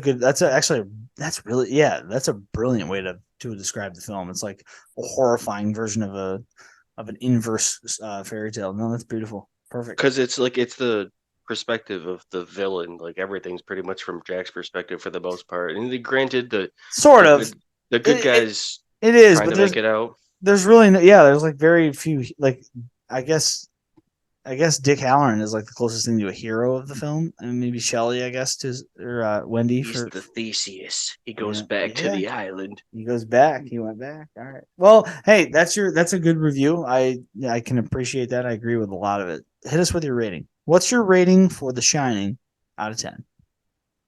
Out of 10, you know what? I should give it a higher rating, but I'm gonna go 7.5. What? Yep. No way. Do you not Yep. like this movie? I love it. Wow. Yeah. Shocking. Errol, are you just tired and grumpy? Why are you so No, grouchy, no, I'm hon? not. I know, I'm not. You barely even touched your lamb legs of lamb and then your Didn't ice take cream. your You, he you didn't didn't eat eat. any of your You lamb got a whole bunch chops. of. We got a whole can of apricots. You didn't even. Jesus, dude. Are you just trying to be Yeah, no. conservative with your ratings now? Or like I'm Well, no, I shocked. have to. I You're give breaking eights to. my heart, I man. give eights to everything. I give You think eights the to light every. you think the Not. lighthouse is a full 2.5? No. Yeah, 2.5 points better than the fucking Shining? I think. I'm not trying to influence you. Like, if this is your pick, if this is your rating, it's your rating. That's the lowest rating you've given a film yet. You would say So that The I'll tell Death you. of Stalin is better than this film? Bro, I'm just saying. Double standard. Here's why I'm going 7.5. Jesus. Um, Death of Stalin was it's almost like you know what, I feel bad because it's Death well of no Stalin. it's I feel like you it's want to like give Death of Stalin a 7.5 and maybe bump this one up. That's what you should do. no, so I like Death of Stalin for what it was. It's almost like a play, you It know what I is mean? very much so. Yeah, for sure. And I do like it for like the period piece. What I like so here's why I want to say 7.5. Jesus, I can't even believe my ears. You're shocking me. You're truly shocking me. You're Yeah, shocking my so system. I feel like I had a lot of like it's just easy like eights and nines and whatnot. Um, if I liked the mythical aspect of it a little bit more, then I would like it more. But I don't. I feel like that's almost like a cop out, like the buried on an ancient Indian burial ground, like everyone here becomes evil. Like it would have Yeah. almost been better if it was just like, I don't know. Like I guess it is a good way to go about it, but it's almost like the mythos behind it. The reason It's why I missing. think It's missing what you want, which is you want it to go I want to deeper. yeah, I want to sink my teeth into the back part Yeah, of because it. there's so much. It's almost intentional. So, like, if I'm going to be critical of the film in any way, to join you a little bit, I don't agree with your rating, but like that's your rating. This is what we do. We rate things the way we like them. It's for the record, but and we can always go back and if you see the film in a new light in a later date, we can always change it if you like it more or even like it less. But like I agree with you, there is like a intentional ambiguity to the film that makes it feel a little less deep than it probably could have So been. it's really good. I would give it a higher rating on an initial watch. I'd give it like an 8.5 on an Dude, initial watch. I'm But so going glad you back said to that. it, yeah, but going This I will totally agree with. So like, yeah, but going back to it and then like actually, so here's the couple movies that like it reminds me of. I think The Thing does a way better uh time with the cabin fever and isolation. I sure. think it has a way like bigger impact and like it tells a better story with Oh, that. I like the And thing more than this film. I will fully yeah, admit that. I will fully admit that. and I think Banshees of Inisherin really does just it kind of just beats that one kind of the point that this is like getting to a pulp, and that's Jack wants to like project his stuff on someone else, but the one guy just doesn't choose to kill his best friend. He just chooses to like maim himself. So, but I think it's just like there's. I wish I would have kind of like went more in depth. Maybe like I would like the book more because it's just truly like the hotel like morphing someone like Right. from a good person into like a bad thing. But I'm like, I don't like Jack. I really like We didn't even like talk about the treatment of Shelley Duvall in the production we either, could that which could is be the whole that next could be a whole podcast. And other that thing too, podcast. yeah, that's probably it too. That's probably why I'm like I don't even hold this to that high regard because no matter how good like any like movie like that, she didn't deserve that. Yeah, I think a But little bit of that stuff was a little blown out of proportion, but largely not to justify it because it does sound like she was tormented by Kubrick basically nonstop through the film. But I do think that I think what happened was is that he basically tormented her and insulted her and made her feel very small as an actress through most of the film, and I think it was more of a quantity. It was like a quantitative problem less than a qualitative problem. Whereas, like, I don't think that he did anything that I don't think he did or said anything to her that was like really evil. I think that he just it was like a war of attrition. well, once you Like get he the just world wore her record, down. yeah, you get the world record for reshots and scenes. Like you kind of fucking You're tearing your everybody down, and like yeah. this is like the problem with artists. And in my opinion, I think Kubrick is well, if you don't mind, I'm just gonna shift over to my perspective, and I'll kind of lead this into my rating. Hmm. When it comes to Kubrick, I just think that comes with the cost. There's a cost that has to be paid. Where I think he actually forked over probably 20 years of his health and life. I mean, he died at 70 years old, which is not super old. You know, he died in 1999 before his last film even was released. I think he basically gave his life over to these art forms. I think that he probably could have lived another 10 years, maybe pumped out another film or two, had he not given so much to the art form. Because you can see it when you watch the behind the scenes rare footage stuff of Kubrick making this film or making any film. I mean, Full Metal Jacket. There's some stuff for that too, and he just looks like a man who hasn't slept in 20 years. He looks awful. He looks extremely unhealthy every time he's on set, and there's a reason for that. And I think that was projected onto Shelley Duvall in this film.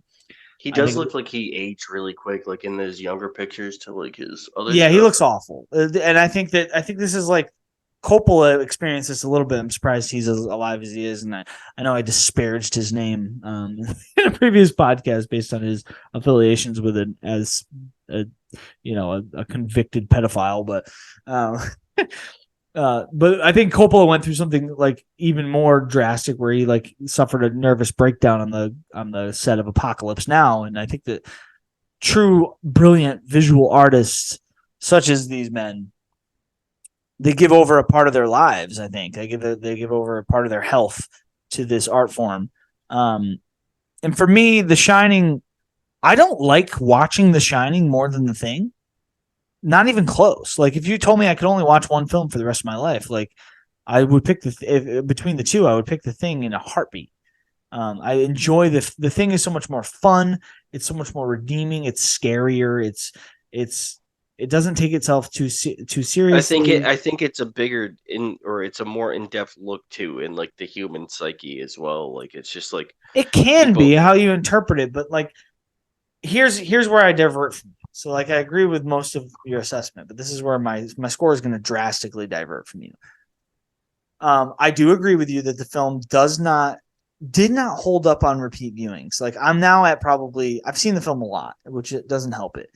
But at this point in the game, I've seen it so many times that it's just not holding up for me as much. Like it's not scary to me anymore. It's just fascinating now. You know the corners of the hotel. Yeah, exactly. Like I'm literally looking at the set. I'm looking at the color schemes. I'm looking at like dirty details, because the film is not. It still grabs me, and I still am fascinated by it in a very deep way. And I don't mean to disparage the film, because I do think it's a masterpiece, and I'm going to give it a masterpiece grade. But I'm going to give you the credit where I think where it's due, because I do think you're right. I think the film does it loses a little bit across many viewings, and like it doesn't get better with time. It stays the same, which is not what you want from a film. You want a film to age well, and this film does not. It's not scary, but Hey, but isn't that kind of the purpose of the hotel, is to just yeah, stay it's the stuck in same? time, just stuck Yeah. a transfixed position. I mean, maybe, yeah. It's For like me, an idealistic good old days. it's like it's one of those deals where like I know that if I take a few years off from the film, I can come back to it and be shocked by it again. When it's fresh, it's hard for me to truly be in love with it the way I was when it first came out, or not when it first came out, but when I first saw it. Obviously, I wasn't even alive when it first came out, but like the first time I saw it, and truly like um, dove into its like nuances and was willing to actually digest it. I was a young man, and like getting older now, and I've seen it a lot of times, and I would say that if, with a good amount of space between each viewings, I still think it has a lot to offer. I still think it. I don't think this. I know this. I think it's one of the, I'll rephrase again. I know it's one of the most influential films ever made. It truly is. Its DNA is all over cinema, especially horror. It's just it can't be. It can be found in every corner of There's every a horror reference movie. in Jimmy Neutron. There's a reference in Toy Story, like the floor in Sid's hallway when Woody's trying to cross the hallway to get over to the. Oh, it's the That's the hotel. carpet. It's the Yeah. carpet. It's like it's everywhere. This film, and the shot and selections and everything. For me, it is the single most important horror film ever made. I do agree with you on some of your criticisms of it, and I do think I like the Thing more. I love the Thing more, but my rating is based more on. I'm trying to be a little more objective with my ratings in terms of personal appeal. So I'm going to give it a higher rating than I gave the Thing, and that's not because I like it more than the Thing, because I don't. The Thing is for me it's a better film, but I don't think it's a technically better film. This film, in its technical prowess, in Stanley Kubrick's contribution to a genre he had never even filmed in before, to just show up and make a horror film that was so influential and so haunting. We didn't even talk about the fact that at the end of the film, every time there's a jump scare or a jump scene for Shelley Duvall's character, that there's the Native American chanting is getting louder and louder and louder of the ghosts and the spirits of the hotel. Like these little nuances, there's just so much here. For me, that brings the film up just slightly above the Thing. I will dock a point, a slight point, only based on the fact of the criticisms Erroll discussed. For me, It's a 9.5 out of 10. Let's go. We knocked it down. I had to, because I knew going into this I was going to have to dock something, because it was just, I felt the same way that you did, in that, like, I was like, man, this just isn't, I'm still fascinated and I love watching it. It's enjoyable to watch, but it did lose a little bit of something after seeing it so many times, which maybe that's my own fault. I don't know. Yeah, no, not taken away from it or anything. I really like it. I just like I was saying during the Stephen King adaptations, like I don't really like Stephen King as I think like as much as like I should, but I appreciate like some of the stuff. Yeah, I'm going to tell you something right now. If this podcast expands at all into the social media sphere, you're going to have a lot of explaining to do, sir. Why? People are fucking. What do they care about this guy or I'm something? not, Is he listen, I'm important? not going to tell, I appreciate your honesty, and like, but if you're telling me, if you're going to walk around in the social media sphere claiming that The Death of Stalin is a better film than The Shining, brother, you're going to have a war No, on it's your about my hands. personal rating. It's like, what would I I tell you to listen. watch? I appreciate that. I'm just speaking on behalf of the people, son, not on behalf of me. I appreciate that you like. I don't agree. I don't even agree with it, but I that's how I want you to rate things, is on a personal scale. But the people Yeah, are, what do you want me to do? Be like superficial and be like everyone eh, rates it a 9 or 10. I'm gonna hell give it no. a 9. I need authentic. I want my authentic I co-host. didn't I wasn't necessarily that scared because I was like Danny's got superpowers and like He's Shelley got is a that really good mom. telekinesis. Right, and Shelley Duvall's a really good mom. I was like, they're gonna make it out. And then they made it out and I was like, there we go. But Yeah, yeah, it no, doesn't it's work as a horror film as much after multiple viewings. It really works more as like a Jesus Christ, what the fuck is going on? I want to interpret this film. It it's a works. nice It's like an art I house like it film. I like it as a nice spiral, like a nice So you think the Lighthouse is that much better than this film? I don't. yeah. I think I think the Lighthouse actually. Well, as all films do, they stand on the shoulder of giants. So like shoulders of giants. So like the Lighthouse doesn't exist without this film, but I actually Right. think Eggers edged out. Like I Yeah, think for I me, think it's a it better film. It's like that's a different. That's like I enjoy it more to watch, and I think it's better because I think the writing's better. well, I think he did more too. Yeah, yeah. Okay, well, listen, those are our ratings. Fucking deal with it, listeners. Well, I said Thank it. you for your Okay, support, but deal with it. you're right. Okay, but I said he did more, but that's not fair because he was pioneering. But that's just the thing. I'm jaded. Like that's that's Yeah, a lot of this stuff is just jadedness. bro, that's you. That's just you. Listen, that's your rating. You reap what you sow. Um, let's talk. Well, let's talk what's coming next. Up next on the Peripheral Views podcast, we are coming back with our third ranking show. I know we just did one. We're going to pump another one out.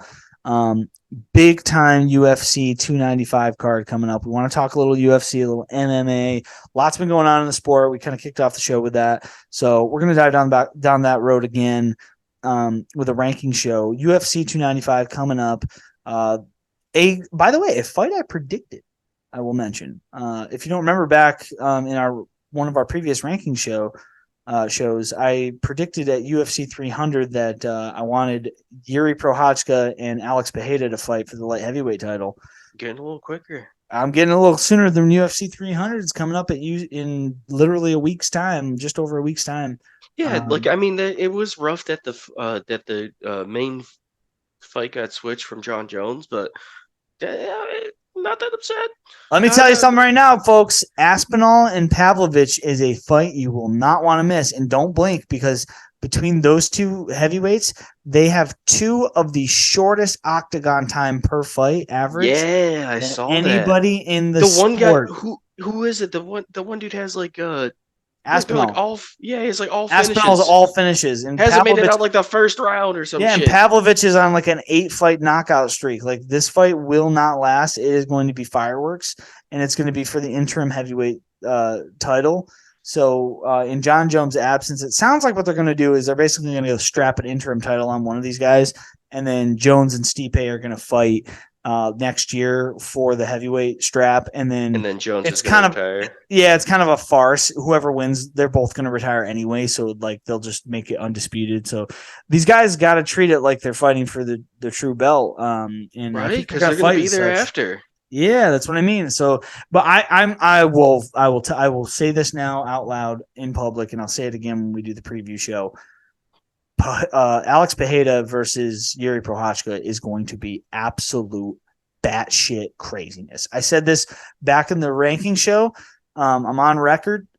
I'm telling you now, these two have very dynamic striking styles. There will probably not be a lot of wrestling. That fight is going to, for as long as it lasts, is going to be bananas. And this card is going to be fucking fireworks because, like I said, the co-main event, you got two heavyweights with very little octagon time because of their finish rate. And you've got that's the scariest fight. Yeah, dude. man. I hate to be the ref during that. Dude, this card sucks all the way down except for those two fights. Those two fights are worth every penny that you would spend to watch. It's gonna be good, and we're gonna talk more about it next week's episode in short order. Along with that episode, we are doing a ranking show. Along with that ranking show, we'll be doing the UFC 295 preview show. We're going to talk a little about what's coming up on that card, but we got to have a ranking. So UFC 295 takes place on November 11th in Madison Square Garden. Therefore, Erroll and I are going to rank, and this is going to be from our perspective. We're going to do some research because the venue is very old, but we're going to do a little research, and we are going to pull our top 5 Madison Square Garden sports moments of all time. That'll be our ranking show. We'll probably kick the show off with our UFC 295 preview, and then we will dive into the rankings, top 5 MSG sports moments of all time. That will close that out, and then we will announce, therefore, at the end of that show, what's coming next. So that's the podcast for tonight. That's the podcast on The Shining, at least part 1. I would anticipate a part 2 in the next in the coming months, probably sometime next. I would say next year, maybe around this time next year. I would say at least like a decade. 10 years. Jeez. You want to talk about this again in 10 years? Well, I would like some time off from the film. I've been obsessing over the film for that was the only natural progression. You said Yeah, maybe we take a few years off. But anyway, we'll come back to the film. There's a lot we didn't get to discuss just based on time constraints. It's a great film. I would say that it's a October classic, a Halloween classic. Always got to be involved in the repertoire. But like we said, it's got some repeat viewing issues. But it is a masterful piece of filmmaking, and I think it's worth. It's worth its weight in gold. It's one of the great films of all time, and I suggest anyone who hasn't seen it, if you've made it all the way through this podcast with all the spoilers. Luckily, we were so we're so unchronological that you could probably still watch the film in chronological order, and it would make good sense to you. That being said, that's The Shining. That's the Peripheral Views podcast. Thank you guys for listening. We are at X. On X at Peripheral View 123. SoundCloud.com/Peripheral Views 123. Check us out on YouTube. Throw us just right in your search bar to find us, Peripheral Views Podcast. We are also on Apple Podcasts and Spotify. Just throw us in the search bar. Quick find. Please subscribe. If you subscribe and like what you hear, give us that 5-star rating plus a nice review. That would be really helpful for our analytics. We would greatly appreciate it.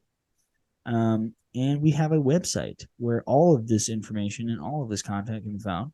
peripheralviewspodcast.com. Check us out there. We've got our ratings listed up. We'll be adding The Shining to that list with our ratings involved. It was our 5th film in that series. We'll be back with the 18th episode of Peripheral Views next week. Wait, you mean 17? No, you're right. Yes, you're right. 17. It's your fault. That's your fault. We haven't done Killers of the Flower Moon. I'm sorry, dude. We're waiting on you, dog. Audience is waiting on you. They want to hear what you got to say. So we'll be diving into that at some point too. That will probably, what's good about that special announcement, because it's a random. It'll just show up one day. Yeah, just be like, boom, you'll know. Boom, free episode out of nowhere. I mean, they're all free, but out of nowhere, an unanticipated episode on Killers of the Flower Moon forthcoming at some point. But in the meantime, you can anticipate our next episode being a new addition to the ranking show. That being said, thank you again for listening. We really appreciate all the support and the listenership. This has been the Peripheral Views podcast, and we will catch you on the next round.